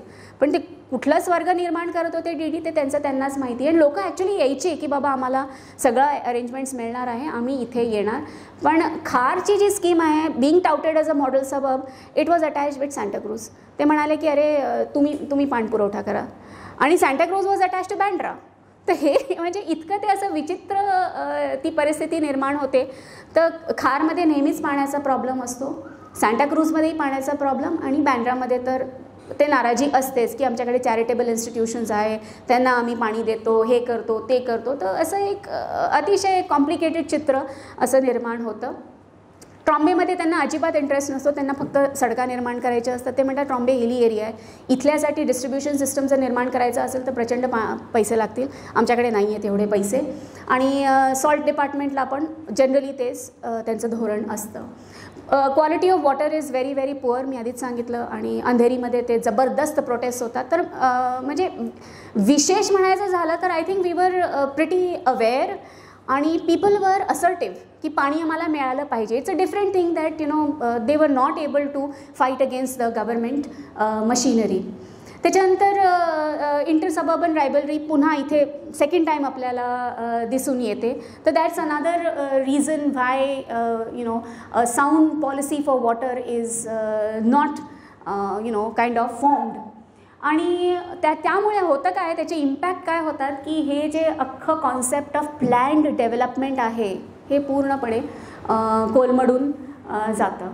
आणि it affects the sanitary progress also. तर इथे एक सारस्वत, अंधेरी का सांताक्रूजला एक Saraswat cooperative housing society. It's one of the biggest and one of the earliest cooperative society, and it was said ki it is as big as like a municipality in itself. आणि ती sanitary society, ती Saraswat cooperative society, it is one of the ideas of sanitation. आणि त्यांना encourage पण केलं जातं इकडच्या रहिवाशांना की तुम्ही जे लेटेस्ट सॅनिटरी इक्विपमेंट्स आहेत ते वापरा. म्हणजे आपले जे कमोड आणि जे आपले टॉयलेट्स अरेंजमेंट्स, वॉशरूमचे अरेंजमेंट, ते सगळे वापरा. पण त्याच्यासाठी तुम्हाला भरपूर पाणी हवं. You can't use well water in those, and those of us who have used it have seen the impact also on these kind of arrangements. तर गंमत म्हणजे लोक तेवढा इन्व्हेस्ट करतात आणि एंडमध्ये पाणी त्यांना मिळतच नाही. आणि जेव्हा ते बोंबाबोंब करतात ते सांगतात तुमचं वेल वॉटर वापरा. म्हणजे ते it is really weird the way the whole system functions. आणि नंतर मग obviously there is no sanitary progress, आणि इथे स्लम फॉर्मेशनची सुरुवात होते. आणि मग हळूहळू idea of greater Bombay is inaugurated. By the 1930s you will find that असा एक विचार येतो की एक ग्रेटर बॉम्बे म्हणून असा एक पूर्ण डिव्हिजन निर्माण झाला पाहिजे आणि त्या ग्रेटर बॉम्बेमध्ये मग आपण पाणपुरवठा जास्त म्हणजे चांगल्या पद्धतीने करू शकू. तर एक वॉटर बोर्डची स्थापना करा. मग 1933मध्ये होतं की बॉम्बे सबअर्बन डिव्हिजन आहे त्याला आपण 2 भागामध्ये डिवाईड करू, एक अंधेरी विभाग आणि त्याच्या वरचा विभाग. आणि ते सुद्धा म्हणजे obviously it is not successful. आणि इथे गव्हर्नमेंट पण म्हणतं की बाबा आम्ही हे सगळं आत्ता करणार नाही, कारण त्याचं कारण एक असं की BMCला जर ह्या सगळ्या ह्याच्यात पाणपुरवठा करायचा असेल तर already there are huge slums that have formed. ते करणार कसं एवढं सगळं डेव्हलपमेंट आणि with the same rate of taxation. आणि गंमत म्हणजे आणि ही खरं विडंबना आहे की actually the rate of taxation in suburbs was higher than the rate of taxation in the city. So people in the city were having water at a cheaper rate as compared to the people in the suburban area. तर मग आता काय करावं. 1930मध्ये DD सुद्धा संपते आणि BIT सुद्धा संपुष्टात येते. आता पुन्हा येऊन जाऊन BMC. आता काय करायचं. तर पुन्हा एक स्कीम म्हणजे कान्हेरी स्कीम, आपली जी जुनी स्कीम पुन्हा राबवण्यात म्हणजे विचार येतो की ही राबवावी. आणि कान्हेरी स्कीम ही अख्ख्या सॉल्सेटमध्ये बोरिवली, कांदिवली, मालाड आणि गोरेगाव इथे पाणी देईल, कारण obviously it is nearer. These suburbs are nearer. पण आता वॉर म्हणजे we are almost near the second world war. आणि ब्रिटिशांमध्ये ते म्हणजे तो सिस्टम जो आहे बजेट पास करण्याचा वगैरे तो इतका कॉम्प्लेक्स असतो या डिपार्टमेंटमधनं त्या डिपार्टमेंटमध्ये. तोवर एवढा काळ ऑलरेडी गेलेला असतो की ते cost of the scheme already becomes higher. आणि ते सगळं होतं मग ठरतं की अरे बाबा या वर्षाच्या बजेटमध्ये तर पैसा नाही आहे, तर आता पुढच्या वर्षाच्या बजेटमध्ये त्याला आपण टाकूया वगैरे वगैरे. आणि सगळं पुन्हा कागदोपत्री व्यवहार सगळा पूर्ण होतो. पण पुन्हा एकदा की अरे पैसा नाही आहे आणि ही स्कीम तर काय पुढे गेलं तर काय ही स्कीम थोडीच कामास येणार आहे.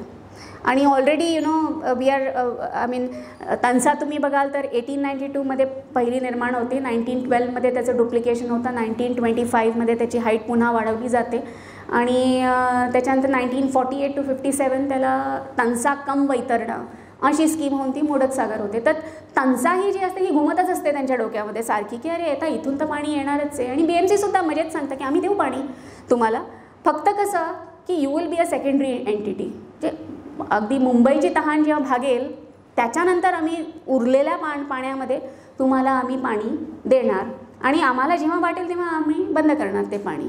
तर आणि गंमत म्हणजे ते एकमेकांना भूल देत असतात आणि मस्तपैकी लोक हे पण होतात, गव्हर्नमेंट पण हो म्हणते, BMC पण हो म्हणते. जे काय चाललेलं असतं हेच गमतीशीरच वाटतं सगळं. तर पुन्हा एकदा कान्हेरी कॅन्सल होते. पवई स्कीमवरती पुन्हा वळतात आणि पवई स्कीमवरती पुन्हा आता वाटाघाटी सुरू होतात की ही गव्हर्नमेंट म्हणते की बाबा तुम्ही आम्हाला 99 वर्षासाठी लीजवर द्या, ही BMCला सांगते. पण पुन्हा टर्म्स अँड कंडिशन्स BMC आडेवेडे घेते, पुन्हा ही रिजेक्ट होते. आणि पवई ती जाते, ती कायमची जाते. कान्हेरी जाते, ती कायमची जाते. आणि सगळ्याच स्कीम्स कायमच्या जातात. नंतर मग 1945मध्ये ॲक्च्युअली ग्रेटर बॉम्बे असं ची स्थापना होते. पण ग्रेटर बॉम्बे पण त्याच्या हद्दी काय असतात की अंधेरी इथे, तिथे किरोळ, कुर्ला वगैरे. आणि ते पण सुद्धा फक्त ह्याच्यासाठी पोलीस ज्युरिस्डिक्शनसाठी आणि कोर्टाच्या ज्युरिस्डिक्शनसाठी. नंतर आपण 1948मध्ये म्हणजे जस्ट आफ्टर इंडिपेंडन्स मोडक मायर प्लॅन येतो. त्याच्यामध्ये असं हे 2-3 टप्पे आपल्याला दिसतात. म्हणजे हे these are just you can say एक कॉन्व्हर्सेशन्स. असं करूया, असं करूया, असं करूया, होत काहीच नाही. ग्रेटर बॉम्बे काउन्सिलमध्ये असा विचार करतो की अशी एक स्थापना करावी. त्याच्यामध्ये एक जनरल आणि लोकल फंक्शन, जनरल फंक्शन्स जे असतील ते ह्याच्याकडे द्यावे, लोकल फंक्शन्स जे असतील ते लोकल बॉडीजनी मॅनेज करावे, जनरल फंक्शन्स जे असतील ते BMCनी मॅनेज करावे. पण काही होत नाही त्याच्यापुढे. मग त्याच्यानंतर ग्रेटर बॉम्बे इम्प्रूव्हमेंट ट्रस्टची संकल्पना येते की त्याच्यामध्ये local bodies will maintain local functions and which are commensurate with their immediate requirements. आणि बाकीचे फंक्शन्स हे मुंबई सिटीला. म्हणजे काय आहे, आयडिया तर तो आहे की हे विलिनीकरण करायचं आहे, पण ते काय ते म्हणजे कळतं आहे पण वळत नाही आहे. आणि वळलं तरी प्रॉब्लेम्स आहेत. आणि प्रॉब्लेम्स काय आहेत की इकडची जी पॉप्युलेशन जी आहे ती जबरदस्त वाढलेली आहे. आणि स्लम डेव्हलपमेंट इथे जबरदस्त झालेलं आहे. आपण करायचं कसं मग, म्हणजे फार मोठी जबाबदारी आहे ही. त्यामुळे ते असं म्हणजे मागे पुढे असं सारखं चालू असतं. आणि शेवटी म्हणजे हे सगळं करता करता आपण 1950 साली येऊन ठेपतो आणि 1950मध्ये ठरतं की नाही बाबा हे आपलं विलिनीकरण झालंच पाहिजे. आणि पण ते फक्त अंधेरीपर्यंतच होतं, आपल्याला माहिती आहे. आणि त्याच्यानंतर 1957मध्ये दुसरं एक्सटेन्शन होतं आणि ते म्हणजे आपलं दहिसर इथे आणि तिथे आपलं मुलुंड ह्या BMCच्या हद्दीत येतं. पण तरीसुद्धा आपण बघतो की पाणी पुरवठा जे आहे तो अजूनही आपला काही व्यवस्थित झालेला नाही आहे. कारण we are dependent on one single extremely complex system. आणि त्या सिस्टममध्ये कुठेही कधीही प्रॉब्लेम निर्माण झाला तर एव्हरीबडी गेट्स इम्पॅक्टेड. आणि therefore what have been my what I have understood from the whole of this की साष्टी डेव्हलपमेंट हे कसं झालं पाहिजे हे कोणाच्याही डोक्यात फारसं असं क्लॅरिटी कधीच नव्हती. दुसरं म्हणजे गव्हर्नमेंटमध्ये स्वतःमध्येच काही हे नव्हतं की आपण एक्झॅक्टली काय काम केलं पाहिजे. एक गव्हर्नमेंटचा बॉडी हे म्हणतं, दुसरी गव्हर्नमेंटची बॉडी दुसरं काहीतरी म्हणते. मग BMC मी म्हटलं अगदी दयनीय परिस्थितीमध्ये असते. तिथे त्याला BITचे पण पाणपुरवठा करायचा आहे, BTDचा पण पाणपुरवठा करायचा आहे. एकूण सगळे BPT पण म्हणतं की आम्हालाही पाणी हवं, सॅनिटेशन पण तुम्हीच मेंटेन करायचं. तर BMC ही फार वाईट परिस्थितीत असते. And there is adhocism. जसं म्हणजे आता उद्या आपल्याकडे पाणी नाही आहे तर आज आपण विहीर खणायची, असा एक जो म्हणजे एक कायमची जी पॉलिसी आहे आणि जी अजूनही दिसून येते. आणि जसं मी आधी सांगितलं की हा साष्टी म्हणजे ढकला, पॉप्युलेशन ढकला इकडे आणि इंडस्ट्री इथे ढकला. प्लॅनिंग अतिशय वाईट. आणि सगळ्यात वर्स्ट म्हणजे there has been unchecked population growth because of the industrialisation. So it has become a vicious cycle. The more the population increases the greater is the requirement for water. So this in nutshell is the politics of water supply in सॉल्सेट.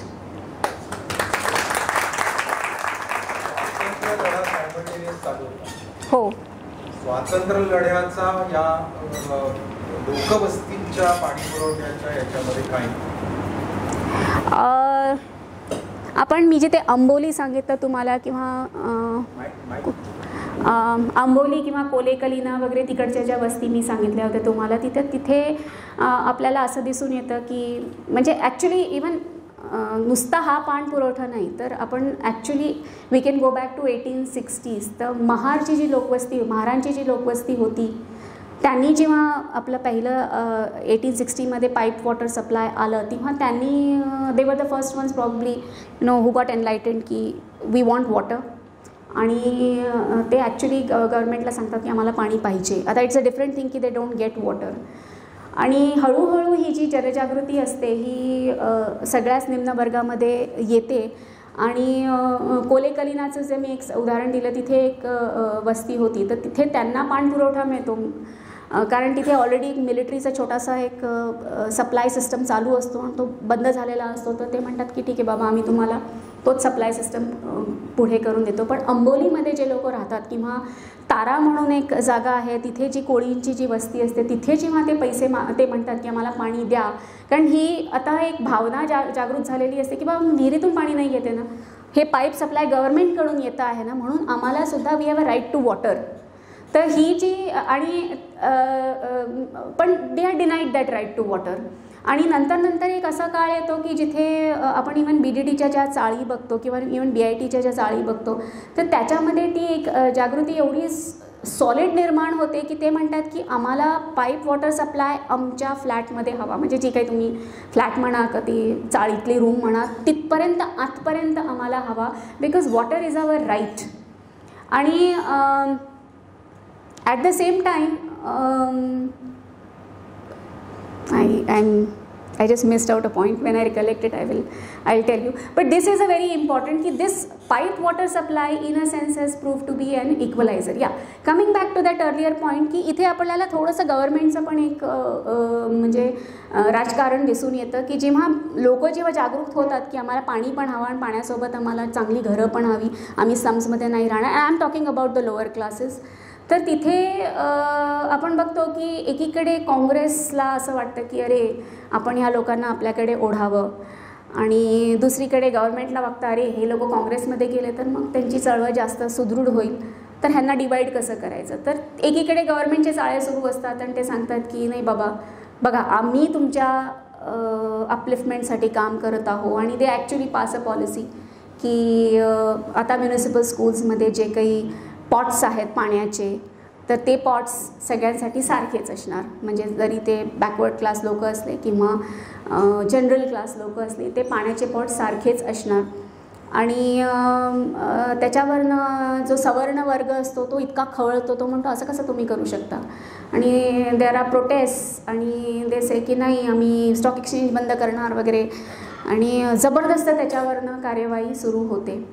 तर आता गव्हर्नमेंटला कसं असतं, त्यांना नुसते हूल द्यायची असते, त्यांना नुसतं दाखवायचं असतं की बाबा आम्ही काम करतो आहोत, पण खरं तर काम काही नसतंच.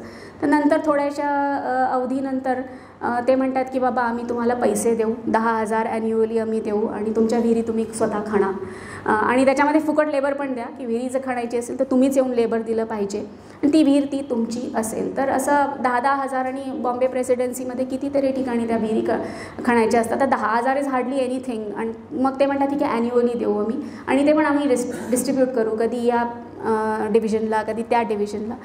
तर मालाडच्या साईडला 2 विहिरी कुठेतरी खणल्या जातात, आणि त्याचसोबत एक अजून एक छोटासा चेंज आणतात की आत्तापर्यंत त्यांना अनटचेबल्स म्हटलेलं जात होतं, तर ते रेकॉर्ड्समध्ये सांगतात की they will no longer be referred as untouchables, they will be called backward category, कारण बॅकवर्ड कॅटेगरी जरा बरं वाटतं.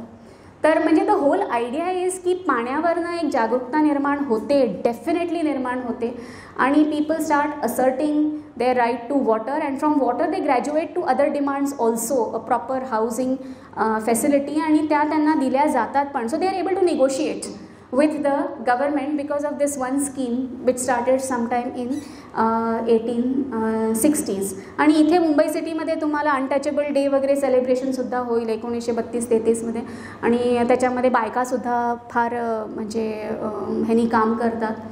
तर जनरली म्हणजे मी जेव्हा हे काम सुरू केलं होतं तेव्हा मला नेहमी सांगितलं जायचं नाही आंबेडकरांनी ते पण ते चावदार तलाव आहे तिथेच जे काही मुवमेंट झालं होतं ते मुंबईत काही मुवमेंट झालं होतं, मुंबईत मुवमेंट झालं होतं, आणि पीपल म्हणजे they actually went out in large masses and they distributed pamphlets talking about their rights and so on, and women were very much active in this movement.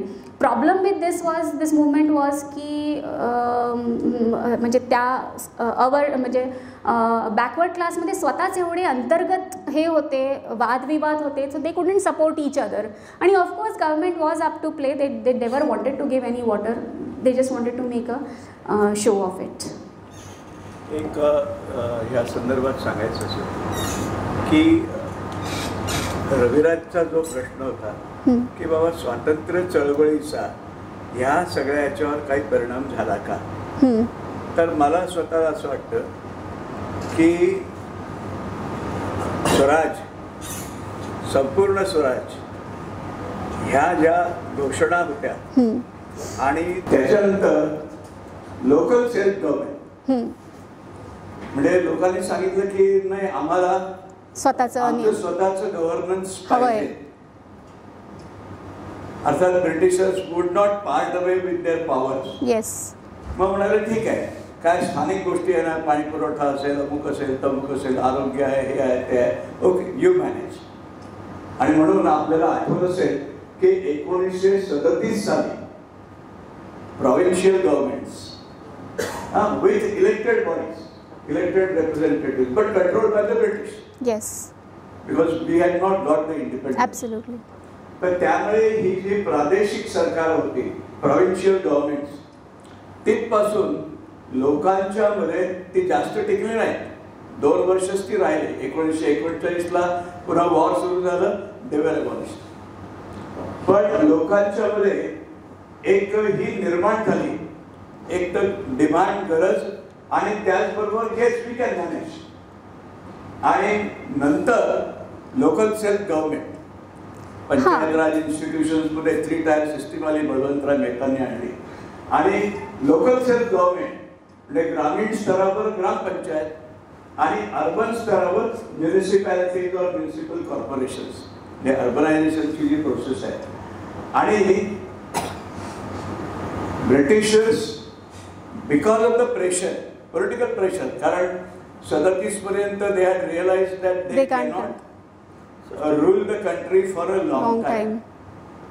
पण त्याचबरोबर सोडायचं कसं, आणि म्हणून दाखवताना असं दाखवायचं की yes we are allowing you, we are allowing you, but not really releasing the power of the finances or the resources.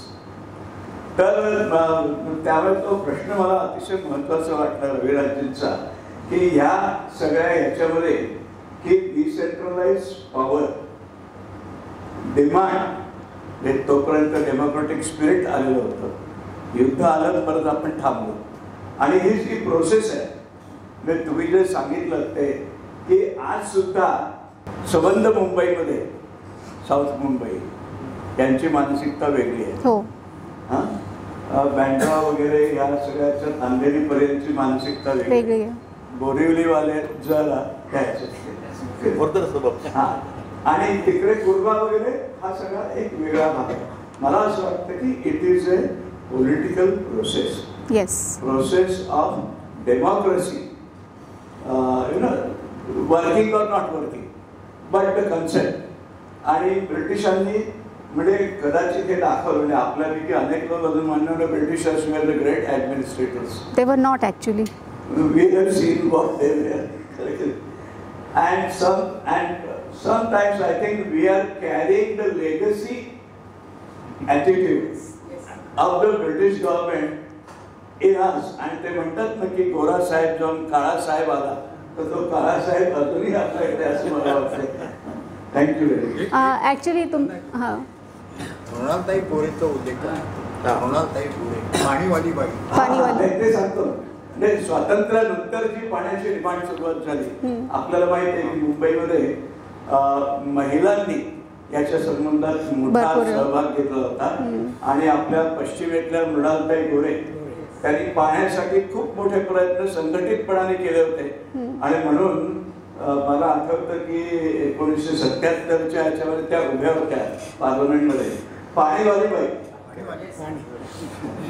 आणि त्याची घोषणा होती, जरा वेगळा संदर्भ आहे, दिल्ली वाली पाणी में, पाणी वाली दिल्ली में, अशा प्रकारची घोषणा घेऊन आल्या. इथे मला आणखीन एक म्हणजे सांगावंसं वाटतं की ॲक्च्युली जे डिसेंट्रलायझेशनचं धोरण आहे ते आपण 1857च्या नंतरच इमिजिएटली बघायला लागतो, कारण पैसा हा नेहमीच एक मोठा प्रॉब्लेम होता. आणि रिपनच्या काळात you find that there is a lot of emphasis on the development of local self government. पण म्युनिसिपॅलिटीजला एवढी फ्रीडम नव्हती तेव्हा. आणि हा एलिमेंट जो होता तो नेहमी नॉमिनेटेड एलिमेंट असायचा, इलेक्टिव्ह एलिमेंट नसायचा. आणि मुंबईची जी विशेष करून म्युनिसिपॅलिटी होती त्याच्यामध्ये जे कोणी रेप्रेझेंटेटिव्स बसलेले होते, they were representing only certain classes of people. So actually they were looking at the development of Mumbai from their individual perspectives or their class perspective. They were not interested in the development of Mumbai themselves. So that is why I said that in 1907 when this whole idea of development of Bombay, त्याची एक report एक available आहे 1914 ची, when they were asked it was a very elaborate questionnaire that they had been asked to fill की कसं मुंबई इथून पुढे develop करायचं. तर त्यांची प्रत्येकाची उत्तर आपण बघून थक्क राहतो. आणि ऑल आवर म्हणजे ती जी एमिनंट सिटिझनरी ज्याला आपण म्हणतो, they were only interested in looking at things from their class perspective. की म्हणून मी तुम्हाला आधीचं ते उदाहरण दिलं की हे जे आपल्याला नकोशे जे वाटणारे जे खाती आहेत ते सगळी तिथे हलवा, आपल्याला गरज नाही आहे. आणि येस आणखीन जे एक जनजागृती म्हणजे जर आपण क्रॉफर्डच्या ज्या टाईममध्ये येतो, म्हणजे of course it is not related to Salsette, it is related to Mumbai itself. की क्रॉफर्ड हा जेव्हा आपला कमिशनर असतो तेव्हा तो जो सॅनिटरी योजना राबवतो त्याच्यामध्ये तो इतका पैसा खर्च करतो आणि मुंबईचं अत्यंत सुंदरीकरण करतो तो.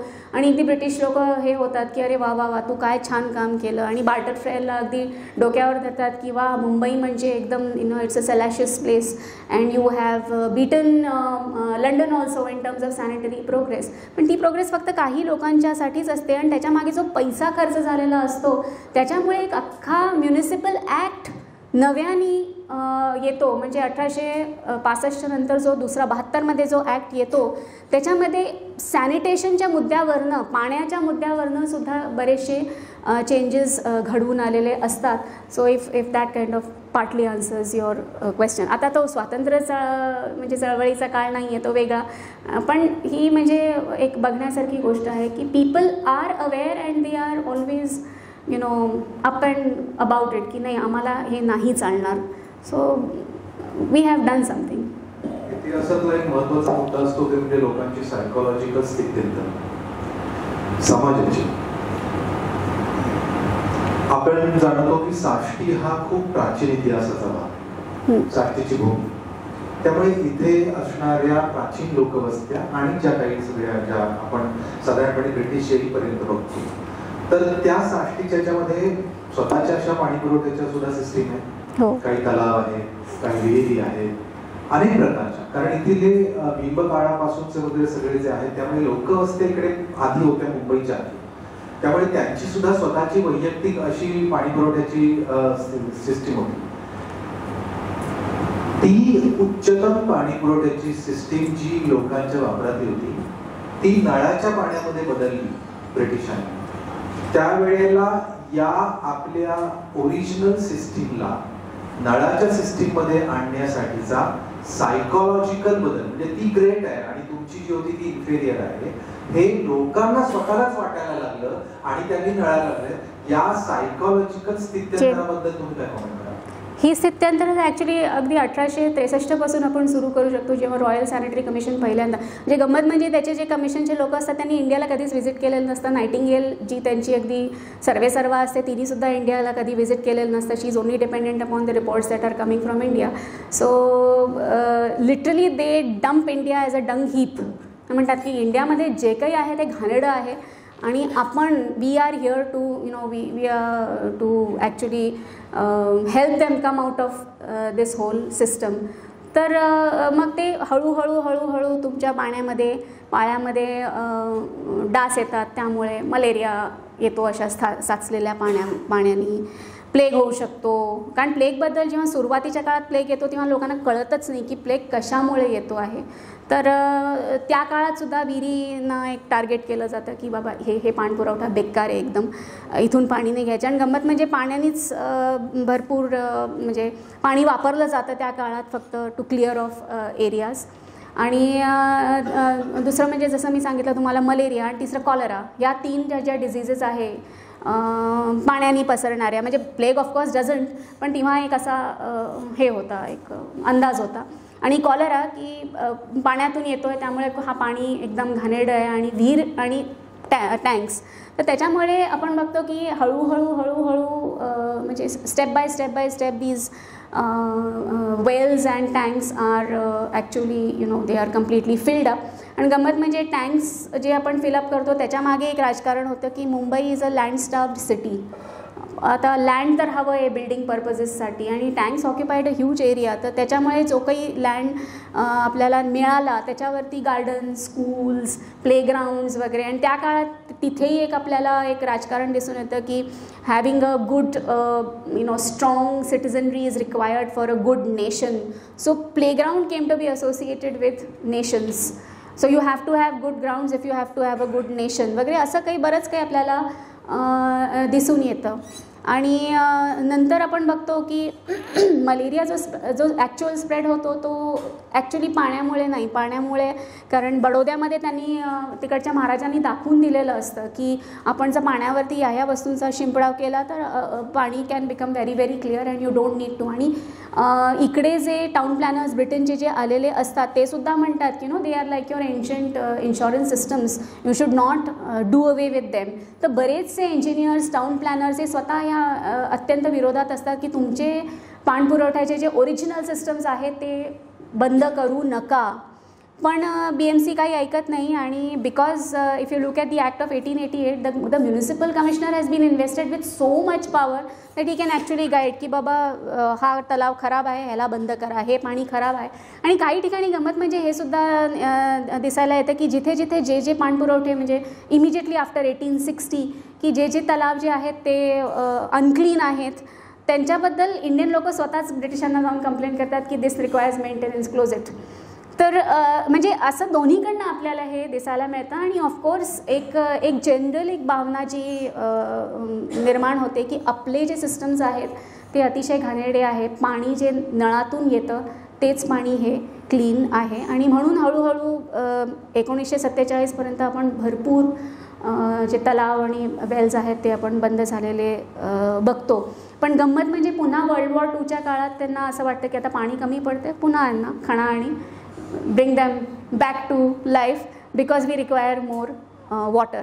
आपल्या मुंबईत जुने तलाव, जुन्या विहिरी आणि या सगळ्याचं पुनर्भरण, रिज्युव्हिनेशन हे पुन्हा चालू झालेलं आहे हे मोहीम. येस, थोडक्यामध्ये आपण इन्फेरियर आहोत हे त्यांनी आपल्याला, ब्रिटिशांनी आपल्यामध्ये त्या काळामध्ये स्वतःला सुपेरियर करण्यासाठी जी एक जाणीवखोर गुलामगिरीची विचारांच्यावर सुद्धा मला वाटतं पाणी पुरवठ्याच्यामध्ये पण झालेली दिसते. हां, पण now I feel that there is a reverse movement we are beginning. And of course the reverse movement has to begin because if we don't we are not going to survive. So we need to go back to our old systems. शेवटचा प्रश्न, ब्रिटिशांच्या लालफितीमधलं राजकारण तुम्ही बरंच मगाशी दाखवलं, BMC, BTD आणि या सगळ्या कॉम्प्लेक्समध्ये. स्वातंत्र्यानंतरच्या काळात सुद्धा पाणी या विषयावरचे अनेक घोटाळे झाले. काही घोटाळे हे कोर्टांपर्यंत खेचले गेले, राजकारणाचा भाग झाला, सत्तांतरणासाठी सुद्धा झाले, आजतागायत चालू आहे अगदी सिंचन घोटाळ्यापर्यंत. तसं पाण्याच्या घोटाळ्यात तुम्ही मगाशी मध्ये खूप मोठा इन्स्टन्स सांगितला की पैसाच गायब झाला. हो, म्हणजे आपल्याला त्याचा काही उल्लेख मिळत नाही, तो गेला तिथे. मग कोर्टात खेचले गेलं, त्याच्यावरती कोर्टात काही प्रकरण, त्याच्यावरती मला पुढे काही उल्लेख मिळाला नाही. म्हणजे मी प्रयत्न केला पण काही उल्लेख मिळाला नाही. पण Wien you look at other areas की जसं आता पाईपलाईन टाकायची आहे आपल्याला किंवा म्हणजे अख्खं लोकांनाच वस्तीच रिलोकेट करायची आहे किंवा त्यांना त्यांचे पैसे मुआवजा द्यायचा आहे किंवा तुमचा लँड घेतला तर इतके पैसे आम्ही देतो, त्याच्यामध्ये बऱ्याचदा आपण बघतो की कोर्टात खेचले गेले. But I did not have the time to follow up की कोर्टचे निर्णय काय होतात ते I could not follow up. आणि गंमत म्हणजे असे पण विचित्र केसेस आपल्याला दिसतात की तानसा जे मूळ मॅप झालेला आहे त्याचा एक एरिया त्यांनी सांगितलेला असतो, पण जे ॲक्च्युअल एरिया तानसा ऑक्युपाय करते तो त्याच्यापेक्षा जास्त आहे. आणि त्याच्यामध्ये लोकांनी म्हणजे हे ब्रिटिशांना जाणीव करून दिली की हे बाबा हे चुकीचं आहे. तिकडच्या लोकांनी जबरदस्त प्रोटेस्ट केले, ते कोर्टातसुद्धा गेले आणि दे were not even educated people. पण शेवटी त्यांना नमावंच लागलं की त्यांना म्हणजे असा खूप सपोर्ट नाही मिळाला. But it is worth noticing की ते ऑल्सो स्ट्रगल्ड. मला फक्त लक्ष एकच गोष्टीकडे भेटायचं होतं की ब्रिटिशांचं जे गव्हर्निंग होतं कोर्टाद्वारे सुद्धा, हो, तर त्यामध्ये त्यांच्या स्वतःच्या यंत्रणेने केलेले घोटाळे सिस्टीम मध्ये धडकले गेले. हां, ते एक फार इंटरेस्टिंग एरिया आहे पण तो अजून मला प्रोब करायचा आहे. I have not done that. हां, म्हणजे मला फक्त ऑडियन्सचा का लक्ष वेधायचं आहे की आज लोकशाही भारतामध्ये आपण सरकारी योजनांमधले घोटाळे कोर्टासमोर आणून सरकार पाडू शकतो किंवा आपण मोठ्या प्रमाणावर सामाजिक त्यामध्ये जागृती सुद्धा निर्माण करू शकतो. ती ब्रिटिश काळामध्ये गव्हर्निंग बॉडीमध्ये जे म्हणून भ्रष्टाचार झाले मोठ्या प्रमाणावरती ज्युडिशियल सिस्टीममध्ये दडपले गेले. हे मी मधुताईंना एक अभ्यासासाठी विषय दिला, पण माझा अभ्यास याच्यावरती मी करताना मला ब्रिटिश कालीन जे स्वतःला लोकशाही म्हणत होते किंवा आम्ही लोकांचं कल्याण करतो, आम्ही लोकांसाठी आलो, आम्ही भारतीयांच्या कल्याणासाठी आहोत, तर ते तसं नव्हतं. अनेक प्रकारचे घोटाळे, पैशाचे घोटाळे, यंत्रणांचे घोटाळे, मोठ्या प्रमाणे झालेले सँक्शन फंडचे घोटाळे हे सुद्धा ब्रिटिश ज्युडिशियरी सिस्टीममध्ये हेतुपुरस्सर आणि पद्धतशीरित्या दडपले गेले. आता त्याच्यावरती विहार हा म्हणजे मोठा घोटाळाच होता. म्हणजे जो 25 लाखाचा प्रोजेक्ट 65 लाखात कंप्लीट होतो आणि त्याच्यामध्ये अनेक आडेवेडे येतात आणि त्याचा जो मेन इंजिनियर असतो तो स्वतः डिझाईन चेंज करतो, काय करतो आणि पैसा कुठे जातो हे लोकांना कळत नाही. त्याच्यामध्ये जो मेन लावायचा असतो पाण्याचा, तो जो स्पेसिफिक साईज सांगितला जातो त्याच्यात कितीतरी पटीने लहान असतो आणि ॲक्च्युली कॉस्ट त्याच्यावरतीच डिपेंडेंट असते. पण तरीसुद्धा कॉस्ट एवढी एस्कलेट होते आणि त्याच्यामध्ये न्यूजपेपर्समध्ये भरपूर काही येतं and they call it Vihar swindle straight away. पण काहीच होत नाही, म्हणजे फार तर काय, ही इज जस्ट रिमूव्ड आणि we continue with the same system. आणि विहार लीक होत राहतं, विहार डॅम्स अतिशय गचाळ पद्धतीने बांधलेले असतात, त्याच्यावरती इवन डॅम कसा बांधायचा ह्याच्यावरती एवढी चर्चा होते, पण तरी तोच मॉडेल आपण पुढे नेतो आणि पुढच्या मॉडेल्समध्ये ही चर्चा अगदी पार तंसापर्यंत ही चर्चा होत राहते. पण we have adapted the same system. So अभयची त्यांनी चर्चा केली त्या सेक्शनमध्ये, असं मोठमोठ्या ज्या संस्कृती होत्या आपल्या मोहनजोदडो किंवा माया, ह्या फक्त पाणी आणि पाण्याच्या अभावामुळे त्या संपल्या. तर त्या संदर्भामध्ये मुंबई हे साक्षी म्हणजे artificial city, it's an artificial, yes, बुजवून वगैरे हे करून पुढचा काय प्लॅनिंग आहे किंवा काही आपल्याला त्याच्याबद्दल काही चर्चा करू शकत नाही 1-2 मिनिटासाठी असं फार कठीण आहे. But I feel it's so difficult to now go back. At the most I think we can, म्हणजे हा माझा पर्स्पेक्टिव्ह आहे की वी कॅन बॅलन्स आणि it has to be very holistic kind of an approach. त्याच्यासाठी एक single solution काही असू शकणं शक्य नाही आता. So multiple areas will have to be approach. Number 1, आपण वॉटर कसं कन्झ्युम करतो ह्याच्याबद्दल एक जागृती असली पाहिजे. नंबर 2, पॉप्युलेशन आपण किती ह्या आयलँडमध्ये आपण सामावू शकतो, ही दुसरी एक गरज आहे. की आता एवढ्या हाय राईज बिल्डिंग मुंबईमध्ये, येस, पाणी कसं पुरवणार त्यांना. पहिले जे परांजपेस्की ज्या बिल्डिंग होत्या that are started converting to high rise building. तो फ्युचर काय राहील? Future people just have to be may be prepared for a complete drought. We are not certain at all, we are not certain. But of course आजकाल नवीन rules आलेले आहेत ना की ज्याच्यात तुम्हाला वॉटर हार्वेस्टिंग कंपल्सरी आहे, पण त्याच्यात पण मी बघते बिल्डर्स घोटाळे करतात. म्हणजे ते दाखवतात पेपरवरती की बाबा आहे इथे आणि पास करतात. That's about all.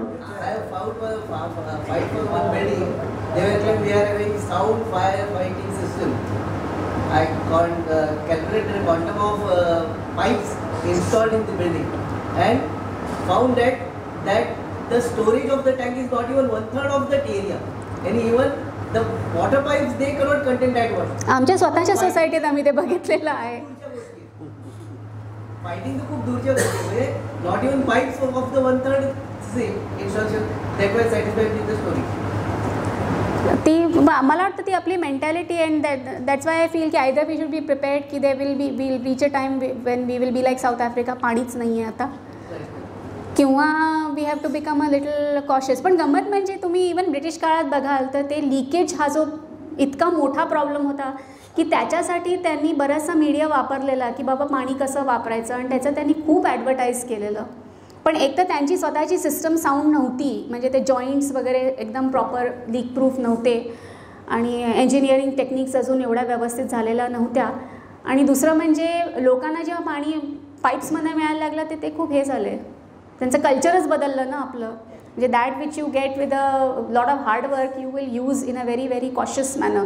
पण इथे it is coming straight into your house and you just have to turn the faucet.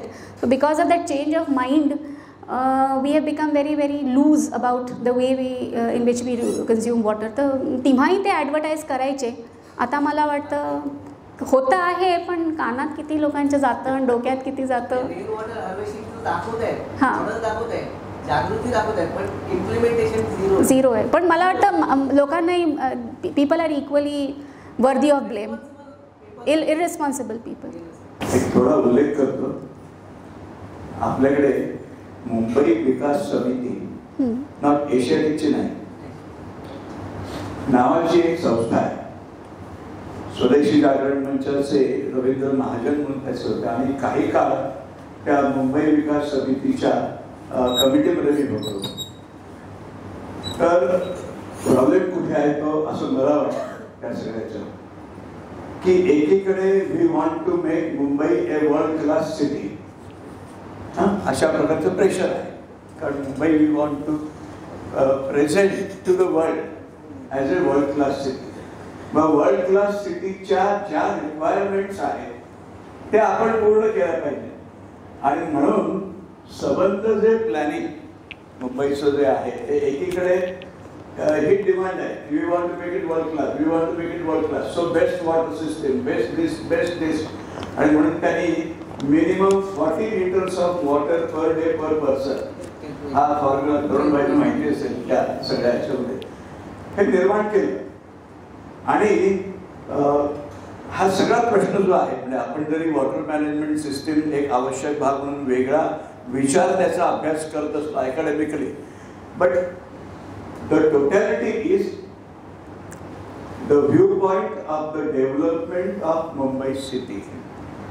आणि वर्ल्ड क्लास सिटी म्हटल्यानंतर आपोआपच दोज हू कॅन अफोर्ड, म्हणजे आपल्याला माहिती आहे आपण जर साऊथ मुंबईमध्ये गेलो तर पाणी कसं मिळतं, काय मिळतं, काय नाही वगैरे वगैरे, आणि इथे आलं तर काय मिळतं. तर there is always a conflict between what we want to make of our country or the city and what the reality is. आणि ही संबंध स्वाभाविकच आहे की ज्यांना निवडून यायचं आहे अशी माणसं ह्या सगळ्या घोषणा एका मागोमाग एक करत जातात त्या सगळ्याचं, पण त्याच्या बरोबर आवश्यक असलेला गव्हर्नन्स आपण जो म्हणतो आणि बॉडीज तयार करणं. आपल्याला आठवत असेल की मुंबईमध्ये सोन्याचं अंड देणारी कोंबडी आहे, मग राज्य सरकार त्यांना सुद्धा पाहिजे. So they started with MMRDA. Earlier it was BMRDA, a body over controlling the BMC. मग लक्षात आलं की अरे बोरेली काय आणि भाईंदर काय. मग MMRDA Act was brought in and MMRDA region was created. त्याच्यातली कल्पना अशी होती की integrated planning for development of the area.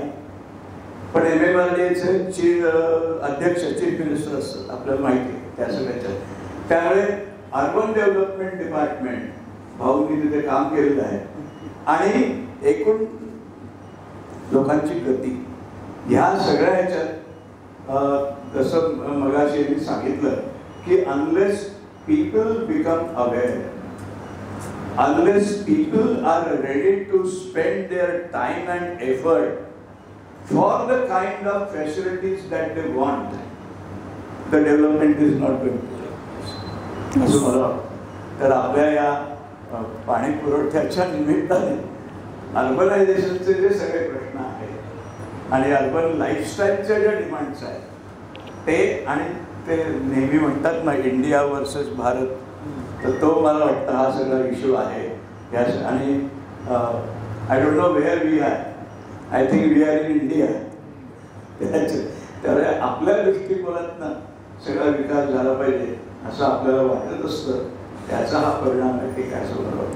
फार चांगला वेळ गेलेला आहे. रविवारची सकाळ एका चांगल्या मुद्द्यावर गेली.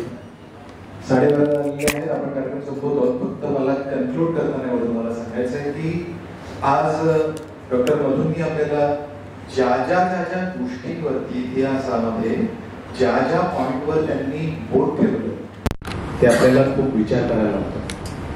असं म्हणतात की इतिहास हा भूतकाळाचा साक्षीदार असतो, वर्तमानाचा सोबती असतो आणि भविष्याचा वाटाळ असतो. त्यामुळे या पाणी पुरवठ्याच्या ब्रिटिशकालीन साष्टीतल्या राजकारणामध्ये उद्याच्या मुंबई महानगराच्या कितीतरी वाटचाली या घडलेल्या आहेत. त्याचे पॉइंट आपण दिले. मी मुद्दाम म्हटलं की वर्तमानाचा सोबती असतो. आजच्या राजकारणामध्ये, आजच्या पॉलिटिक्स मध्ये सुद्धा याच्या कितीतरी छटा आपल्याला दिसतात. आपल्याला मी मुद्दामून मधुताईंना असा प्रश्न केलेला होता की सायकोलॉजिकल, समाजाची सायकोलॉजिकल स्थित्यंतर या प्रवासात दिसतात का, तर त्याही वेळेला आपल्याला कळतं की काहीतरी जे आपलं आधी सोडलंय आपण त्याचा अभ्यास करून ते पुन्हा मिळवता येईल का याचाही विचार समाजाने केला पाहिजे. आणि त्यासाठी आज अत्यंत सुंदर पद्धतीने डॉक्टर मधूंनी आपल्याला या एकंदरीत साधारणपणे 1863 पासून पुढे म्हणजे 19व्या शतकाचा उत्तरार्ध आणि 20व्या शतकाचा पूर्वार्ध अशा एकंदरीत त्यांनी अगदी 1957 म्हणजे स्वातंत्र्य मिळाल्यानंतर सुद्धा आपण सार्वभौम स्वतःला घोषित केल्यानंतर आता आपणच आपले राज्यकर्ते आहोत अशा अवस्थेत सुद्धा काय घडामोडी झाल्या, त्या शेवटच्या घडामोडीपर्यंत त्यांनी आपल्याला तो इतिहास दिला. खूप चांगल्या रीतीने स्टॅटिस्टिकल डाटा दाखवताना सुद्धा, त्यातला गहन अभ्यास करताना सुद्धा, त्यातलं स्वतःचे ऑब्झर्वेशन्स रेकॉर्ड करताना सुद्धा डॉक्टर मधुंनी आपल्याला खूप सोपं करून सांगण्याचा प्रयत्न केला. त्यामुळे जोरदार टाळ्याने आपण त्यांचं अभिनंदन करूया. इतिहास कट्ट्याचा हा प्रवास आपण वर्षपूर्ती करतोय. मी मगाशी अभिनंदन केलं त्यावेळेला अनाऊन्स करायला विसरलो की पेढे वाटतो, पण पेढे घेऊन आली. तुम्ही सगळ्यांनी तोंड गोड केलं असेल. हे गोड फक्त यासाठी होतं कारण हा गोड प्रवास आहे.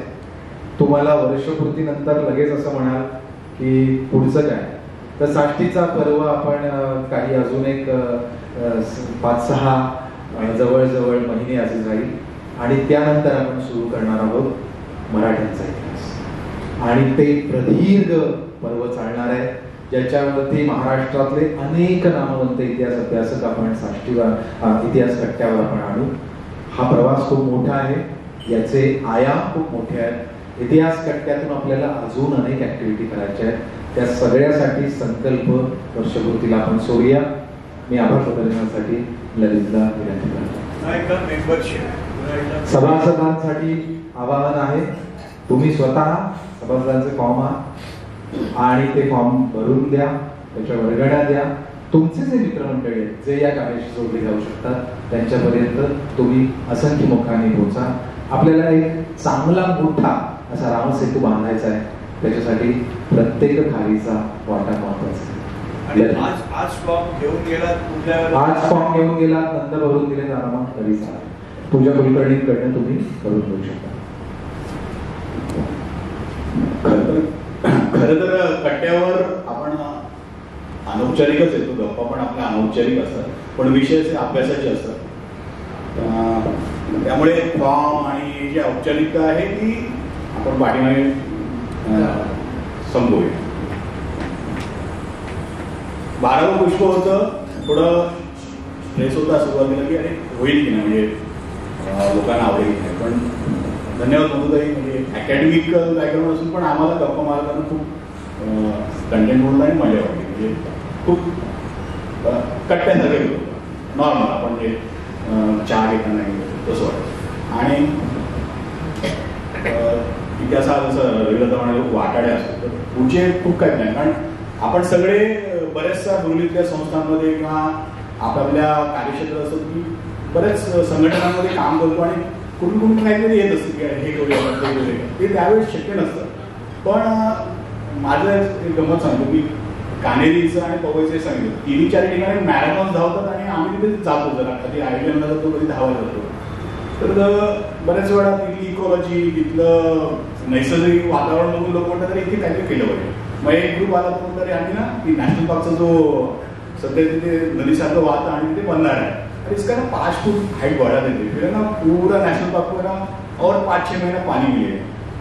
ते नंतर भासण्यात जातं किंवा ते होतं. पण मग असे करणारे ग्रुप्स भरपूर आहेत आणि आपण असे कलेक्टेड आउट केले आणि हे कार्यक्रम केले तर एक विचारानं पण थोडं पुढचं काय कठीण, म्हणजे पुढचं वाट कशी असेल ती प्रकल्पता मिळणं ते काम त्यामुळे होईल आणि होईल तर ते होईल असं.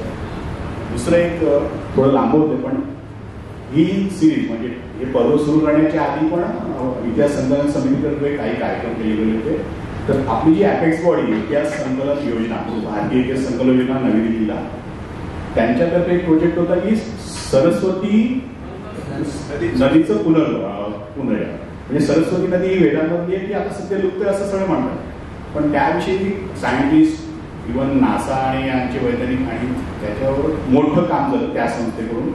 त्याची व्हिडिओ क्लिप आपण मोरीमध्ये सिंधुनगरमध्ये दाखवली होती. तर तेव्हा पण असं झालं की ते तर झालं, मोठ्या लोकांनी मोठं काम करून झालंय, आपल्याला काय करायचं. आणि इव्हन ते geographically it's not related to Mumbai, म्हणजे ते आहे हरियाणा आणि त्या भागात. त्यावेळेस हरिभाऊंनी म्हटलं ते काम झालंय, पण ती नदी लुप्त आहे ना, तर ती सिव्हिल काम जे नाला काढण्याचं काढणं वगैरे ते 500-700 किलोमीटर बाकी ते गव्हर्नमेंट एजन्सी जे डेप्युटेड आहेत ते लोक करतील.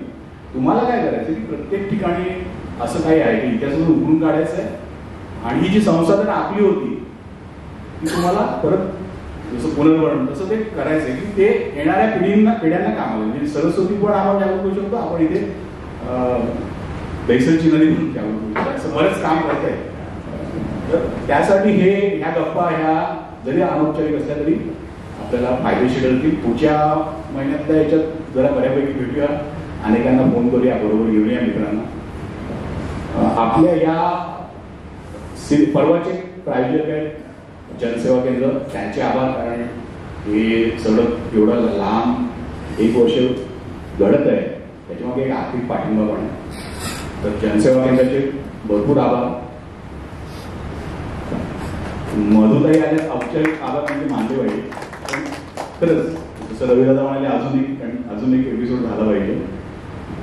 आणि बोलणी सांस्कृतिक केंद्राची पूर्ण टीम, खरं तर ते यजमान आहे, पण आपल्याला ज्ञानविहार लायब्ररी त्यांच्या मार्फत पावसाळा असताना उपलब्ध करून दिली आणि आज हे बहुतेक शेवटचं असावं, पण हे पुष्प पण इथे झालं, त्यामुळे ज्ञानविहार लायब्ररीच्या स्टाफ आणि तुनिल कांबळी हे जे बिझनेस स्टुडिओज आहेत त्यांची टीम एपिसोड 1 पासून आमच्याबरोबर आहे, शूटिंग आणि डॉक्युमेंटेशन होत असतं, तर त्यांचेही आभार. आणि भारतीय इतिहास संकलन समितीतर्फे म्हणजे आपले जे कार्यकर्ते आणि श्रोतू, तुम्ही आला, तुमच्याशिवाय कार्यक्रम होणार नाही, तर तुमचे खूप खूप आभार.